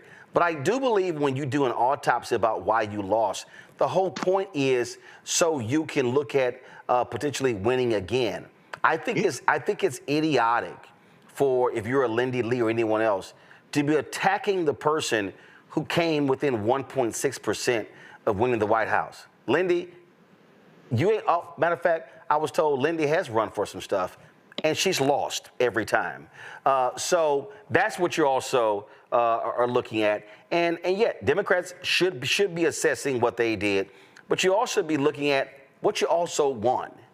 And that's also the thing. The reality is that November 5th was not devastation for Democrats. It's not like the party got obliterated. November 5th was not like November 2010 when they got just jacked in elections and lost the midterm elections. That's not what happened. Now your goal is to rebuild for 25 and for 26, and that's what smart people do. Yeah, I mean, that's all true, obviously. One of the problems here is that the party is just not good at after actions, particularly when we're talking about after actions after a loss. I mean, there's a lot to unpack with that, and there's some changes that I think certainly should have been made. To me, when Jasmine Crockett didn't win the leadership, didn't win the messaging race with Debbie Dingell, I thought that was a bad sign. And of course, the other day, Alexandria Ocasio-Cortez loses the ranking member race by a pretty big margin to Jerry Connolly. And Jerry Connolly is actually a good messenger, but she's on another level. She's one of the best messengers politically in the country. So the party is not good at figuring out, what it is that is a losing proposition and making those changes. The party is just not good at that at all. I don't think anybody cares about Lindy Lee. Like, nobody's ever seen this woman before until this moment. In fact, part of the game that she's playing is, let me say something outrageous and then everybody will pay attention to me. And of course that's happening. But people like this become a complete waste of time because they're not in the business of trying to fix the problem. You can't spend all your time whining about, all the things that you think should have been done, that you should have said before the election. Really, and to be even more realist, really, to me, didn't have that much to do with Vice President Harris. I mean, this moment happened because a 81-year-old man and his staff decided to hide from everybody the fact that he was not able to pull this race off, a fact that they should have known a good year and a half before the actual election day. And so, to me, I've always, blamed people like Jen O'Malley Dillon and Anita Dunn and that crew, in there that really concealed what was going on. And it's obvious. I mean, he's 82. He just turned 82, right? So there's all of that. That's what sets this into motion, where the vice president is effectively forced to run a 107-day presidential campaign, which has never been heard of in the history of the United States. That's extremely difficult when you're dealing with Donald Trump, who had been running for 4 years, his third race. So to me, that's the bigger issue. And it's interesting that she never actually brings that up. But again, I don't think she really matters all that much. I mean, you want people who are in the business of really trying to figure out what the answer is to winning. And, they lost. The bottom line is the Democrats lost. And it's not just that they lost. They lost to somebody who is dangerous, not only for our democracy, but dangerously careless with leadership, as we're seeing right now as we're talking. And I think the goal for African Americans, Greg, And this is the thing that people don't seem to understand. I love these yahoos, especially some of these people who are in the chat. Roland, you're a Democrat. Never self-identify as a Democrat. No, I'm black. I'm black. I speak to black interest. And when I look at parties, and when I look at people, I'm saying who speaks to the interest of black people. And there is nothing about Donald Trump that speaks to the interest of black people, unless you want a pat on the head like Byron Donalds, unless you want to look like a buffoon, like that fool Vernon Jones out of Georgia. If those are the kind of black people you want, go right ahead. And so that's what this is about. And so what I'm looking at is who speaks to the issues that black people care about. And I'm telling you right now, people are about to see for themselves.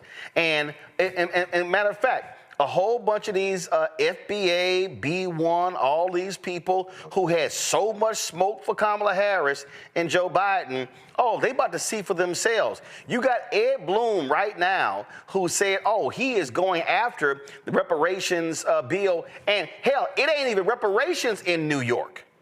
Absolutely. Kathy Hochul said, let's just do a commission. We suing. And so all these folk, I can't wait to hear their mouths. I can't wait to, since they had so much smoke for Biden and Harris, okay, what y'all gonna say now? Brother, this is, we talk about things being unprecedented. We haven't seen this before. We've absolutely seen it before. Our ancestors were drug here and changed for all the foundational Black Americans, FB1, B1, whatever the acronyms are. I call them blackface nativists. If they really did know U.S. history, they would understand much more clearly that we have seen this before. You lynch and drown, you drown, maim, beat up, then kill and dump into the Tallahatchie River a 14-year-old boy from Chicago. And then your friends get on the jury and let you go. And then you sell your story to Life magazine for profit. We are now in the 1930s, 40s, and 50s, except now we have the internet and nuclear weapons, so there's much more at stake. Now, so we know how we organized at that point to resist, but that doesn't work anymore, in part because one of the things that desegregation did and integration did is erode a sense of solidarity politics that was able at least to prop up a nascent middle class in the black community, and in many ways in terms of a working class and the working poor, enable us to come together enough to push through at least some nominal gains in terms of legal rights. Now, what has changed since then, of course, deindustrialization, and now we're talking about the end of work as we know it, suppression of wages, all that as a backdrop from what I'm about to say now. When we talk about what we're facing and what our options and solutions are, it seems to me we've got to be a lot smarter than we've been. We are at a situation now where there are fewer students in the first-year class of African descent at Harvard Law School than there were in the 1960s. Yep. And when I went my first year of law school, my first semester, first year of law school, Ohio State University, out of about 300 first-year law students, there were 18 of us, 17 first-year students of African descent, and one brother who's now an ancestor, Sami Aish, who was Palestinian, who came with us. That was the Black Law Student Association. When I tell you, when I looked at those numbers, and I think it was 19 first-year law students out of about 600 at Harvard Law, Bloom and them boys ain't playing no games. And we have to understand, this isn't about Jay-Z or Stephen A. Smith. This ain't about Diddy or who's playing for this team or whatever. This is now about a fight for all the marbles, and they may very well destroy the United States of America.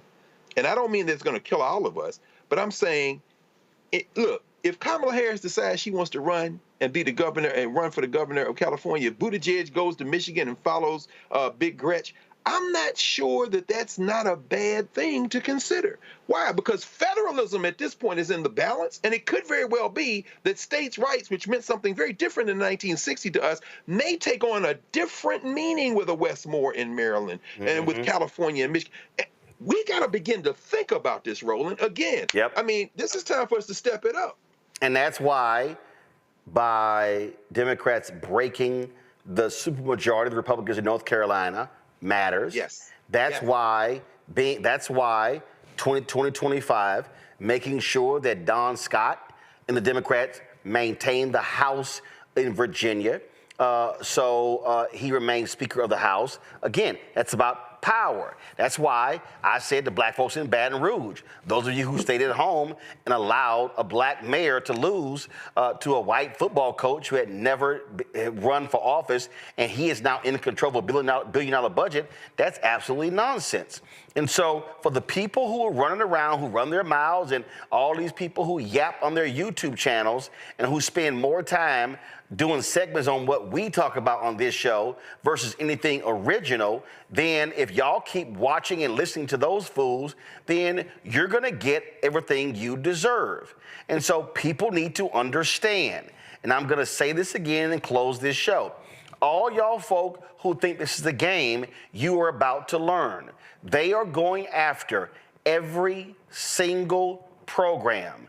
They are going that directly benefits black people.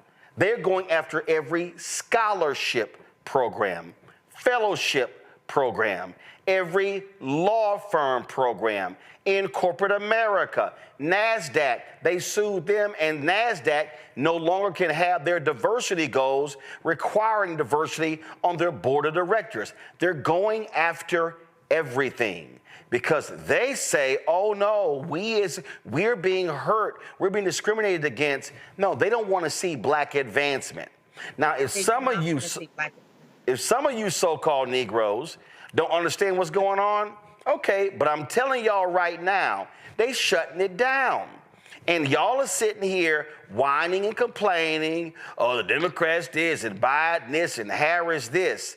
When they sitting here, frankly, I'm gonna go ahead and say it, they trying to run a train on America. No question. No question. Maybe that's some language some of y'all might understand. They trying to run a train on America. And so, let me tell you what. And some of y'all just sitting here doing this here with your phone, just recording it and not getting in the fight. Real quick, Joy, last comment. I'm a black Harvard Law graduate. Harvard is going to suffer from this decision. We had, I think my year, we had 50 to 60 black law students there. We enriched the school. Some great thinkers. Some of us even show up on the august and esteemed Roland Martin show. Let me tell you what, it is going to be to their disadvantage. Because let me tell you, there were some law schools who did not see a decline in black entrants. They figured it out. Law schools with strong backgrounds who figured it out. So Harvard is the loser here. That's right. Harvard is the loser here, and they're going to see continual declines if they don't figure this out. I just had to say this on behalf of all of my black classmates. This was a huge error. But the whole, what was intended. But the whole thing is not only to keep black people out of Harvard, it's to keep them out of high-paying corporate law jobs, keep them out of the federal judiciary, keep them out of all of that. And so folk need to understand the game that's being played. And some of y'all want to sit here and y'all cool with it, okay. But I'm telling you right now, if you black and you listen to any of these fools, then you deserve everything that comes, because y'all have no idea whatsoever what is about to happen. And as Greg said, we've been here before. So go do me a favor. Go read what those black Republicans said when they got railroaded with the Great Compromise of 1877. Please, by all means, go see what they had to say with that. Go read what they had to say about those Supreme Court decisions about the civil rights laws in the 1860s and 70s, and then, of course, eventually Plessy versus Ferguson. All of those different things. Oh, we have been here before. And if y'all don't think this is trying to go back to post-Reconstruction and Jim Crow, well, then all this is post-Reconstruction and Jim Crow dressed up in a nice suit. That's all it is. Lauren, Greg, Joe, I appreciate y'all joining us on the panel. Y'all have a happy holiday. This is my last Thursday show before the holidays. I leave for some rest on Sunday, so I will see y'all after the first of the year. Thank you so very much. Have a great Christmas, great Kwanzaa, great New Year's. You too, Roland. Thanks, folks. Appreciate it. Thanks a lot. Hey, folks, thank all of you for watching as well. Do us a favor. Be sure to help us out here. Download the Black Star Network app, Apple phone, Android phone, Apple TV, Android TV, Roku, Amazon Fire TV, Xbox One, Samsung Smart TV. You can also, of course, get my book, White Fear, How the Browning of America is Making White Folks Lose Their Minds, available at bookstores nationwide. Get the audio version on Audible. And, of course, you can be sure to get our Roland Martin Unfiltered swag. Go to blackstarnetwork.com, RolandMartinUnfiltered.com, RolandMartin.creator-spring.com. Get your shirt. Don't blame me. I voted for the black woman. Folks, that's it. I will see y'all tomorrow right here. Young Dro, you'll hear my interview with him from Hope Global Forums. Look forward to y'all sharing that conversation with y'all. I'll see y'all tomorrow. Holla! Black Star Network is here. Oh, no punch! I'm real revolutionary right now. Thank you for being the voice of Black America. All momentum we have now, we have to keep this going. The video looks phenomenal. See, there's a difference between Black Star Network and black-owned media and something like CNN. You can't be black-owned media and be scared. It's time to be smart. Bring your eyeballs home. You dig?